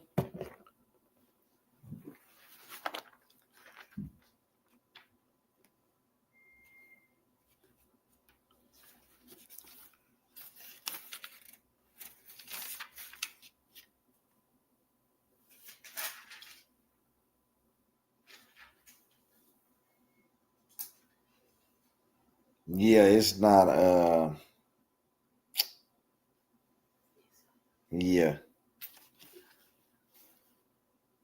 What you talking about? Con Officer Barakai, tell him like and share. So yeah, it was Tamar. So yeah, give me the book chapter and verse. It says, was Thomas a twin or was that just in the movie? What you referring to, sis? What you mean, Thomas? Doubting Thomas? Yeah, be more specific, Sister Boston. I don't know what you're talking about, sis.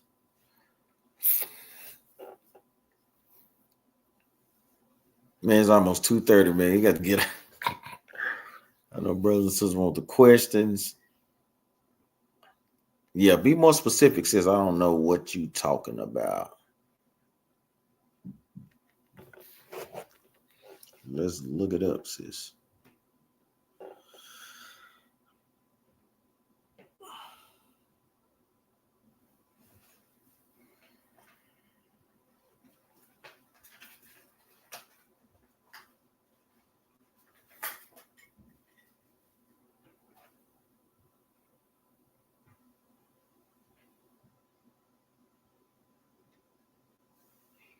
The book of Leviticus just means pertaining to Levi, to the Levites.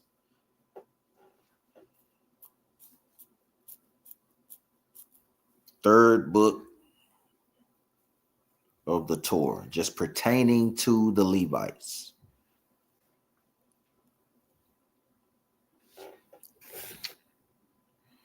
You said who else had twins, though? Well, just Eve.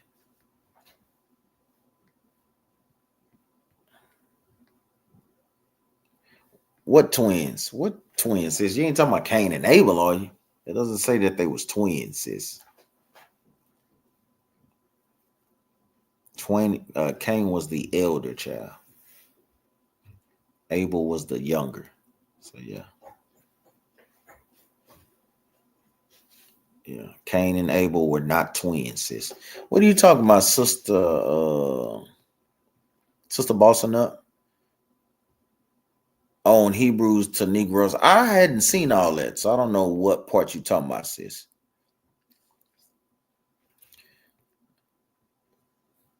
Talking about who Cain and Abel? Yeah. No, they were not twins.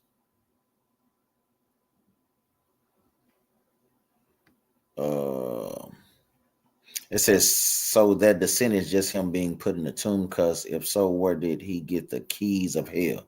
Meaning, when it talks about the keys of hell, it's just talking about Christ. The Most High God has given Christ over judgment. He has the power to judge, the power to kill and make alive.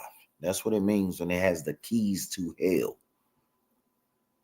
Has power over life and death.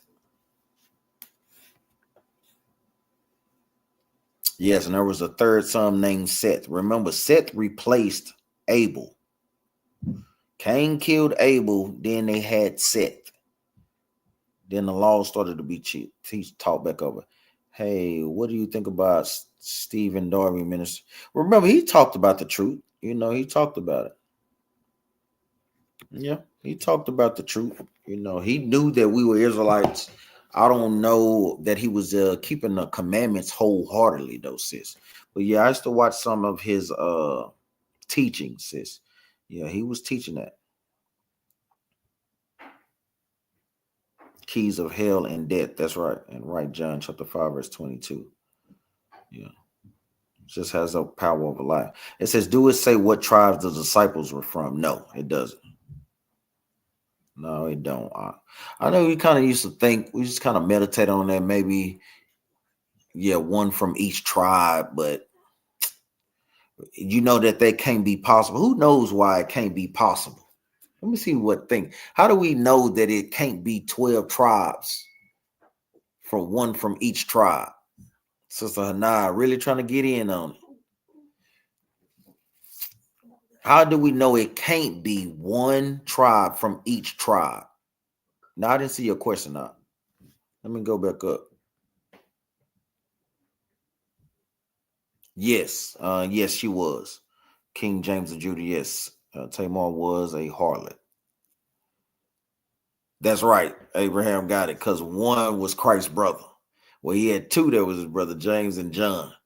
Had two brothers in the truth, true brothers that weren't in the truth. Now, the Bible doesn't say that Adam and Eve had any daughters. Well, yes, it does. Wait a minute. So, lucky, let me go to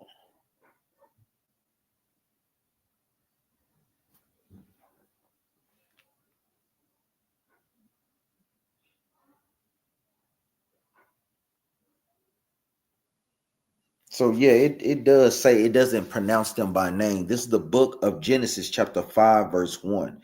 And it reads, this is the book of the generations of Adam in the day that God created man. In the likeness of God made he him.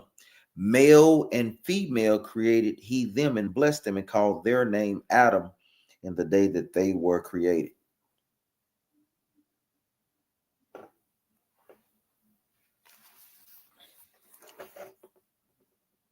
It says it's because Jacob's 12 sons didn't have 12 sons. No, it's because yeah, you had two sets of brothers in that. Remember that. It's two sets of brothers in the 12 disciples. Yeah, Christ, his brother, then you had James and Zebedee. That's right. Soldier Ezra. Yeah, you have to.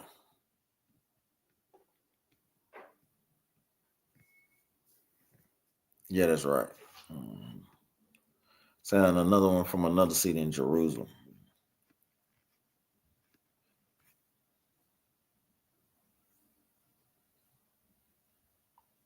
No, it doesn't say one of his sisters, and that's a misquotation. A lot of times people think that Adam and Eve was the only people on the planet Earth, and that Cain took his wife. Took a sister to wife. It doesn't say that. Yeah, the scriptures doesn't say that at all. Remember, Genesis is one of the hardest books of the Bible to interpret. So let's read where it doesn't say that. This is the book of Genesis, chapter 4 and verse 16. And it reads, and Cain went out from the presence of the Lord and dwelt in the land of Nod. Nod is a representation of the land of Babylon. So when the Most High God kicked them out of the garden, Cain moved eastward. East of Jerusalem would be what we know today as Babylon or Shinar or Mesopotamia. It says, and when Cain went out from the presence of the Lord and dwelt in the land of Nod on the east of Eden. And Cain went out from the presence of the Lord, and there he dwelt in the land of Nod on the east of Eden. And Cain knew his wife, and she conceived and bare Enoch. And he builded a city, and the name of the city, and called the name of the city after the name of his son Enoch. So it doesn't say that she was his sister, because according to the Bible, you can't do that. Not to say that Cain ain't wicked, but it doesn't, it didn't say that she was his sister. Remember, Cain went into a city. What do you go into a city for? What do you build a city for if it's not other people? Letting you know that it was other people in that city during that time. It says Cain wiped up one of those day 6 women. I don't know what that means. What's a day 6 woman? Yeah, that's right. And he didn't even go into the northern tribe until he got his disciples. That's right. That's another great point. The mirror is Genesis 5, verse 4 tells us Adam had sons and daughters. That's right. Verse 1 tells you that. That's right. That's what we just read. What about vacation to Disney World? Though, would this be okay? I mean, technically, it's nothing wrong with going on a vacation. Remember, we just read that these idols are nothing. So it's nothing going on a vacation with your family. There's nothing wrong with that. Long as it's not on the Sabbath. Try to line those things up outside of the Sabbath. You're talking about those day 6. What is a day 6 woman, Brother Demiris, man? You tripping, man. Man, we done been out here long enough, man. We can do this all day, man. We always tell brothers and sisters to keep the law, statutes, and commandments, so we always like to bring out a law. Oh, one of those. Yeah, that's right. Yeah. Make sure you put the precept out. So, yes. The people that he created from that time. It was other people that he created. Khan, I understand what you're saying. Hey, Brother Demiris, hey, man. Most like God, Lord's will put on your spirit to try to get these things going. That's why we have brothers Minnesota. We got Brother Lamar. You got Brother Moses, the messenger on the West Coast, Brother Hosea. Throwing the prayers up for Ak that his back get better. And for any brothers and sisters that are going through trials and tribulations, remember, if y'all need counsel, reach out to us, man. I know we all need prayers, man. Remember, don't be celebrating these wicked holidays, man. The best ways to prepare for Pentecost is to put the Most High God first, Brother Jabil Thompson. Because remember, since we no longer sacrifice, your first fruits is the work that you do for the Most High. You have to put the Most High God's work first. You have to put that work first. That's how you best prepare for the day of Pentecost. Let's go to the book of Leviticus, chapter 20. Let's get the classic 20 and verse, what do we want? Verse 23. This is the book of Leviticus, chapter 20 and verse 23. And ye shall not walk in the manners of the nations, which I cast out before you. For they committed all these things, and therefore I abhorred them. Tap into what you mean? Oh, yeah, just give us a call. Numbers in the description. Just reach out to us. Just kind of see about any questions. We kind of take you through a proving stage. For a matter of time. See how well built up you are in the scriptures. And what difference is, making sure that we get on one accord. So, just basically like an interview. Kind of. The boy a little bit of now over here smacking like a mug. Hey, brother, his son all in the chat. That's always a great one. Classic Leviticus 19:17. But Like I said, I'm not inside of a camp. What's the best thing can I do to help the nation? Well, remember, Ike, you can always send arms to the GoFundMe app. You know, you could always send those things in. Sister Mary Hughes cracking. We're smacking like a bug, ain't it?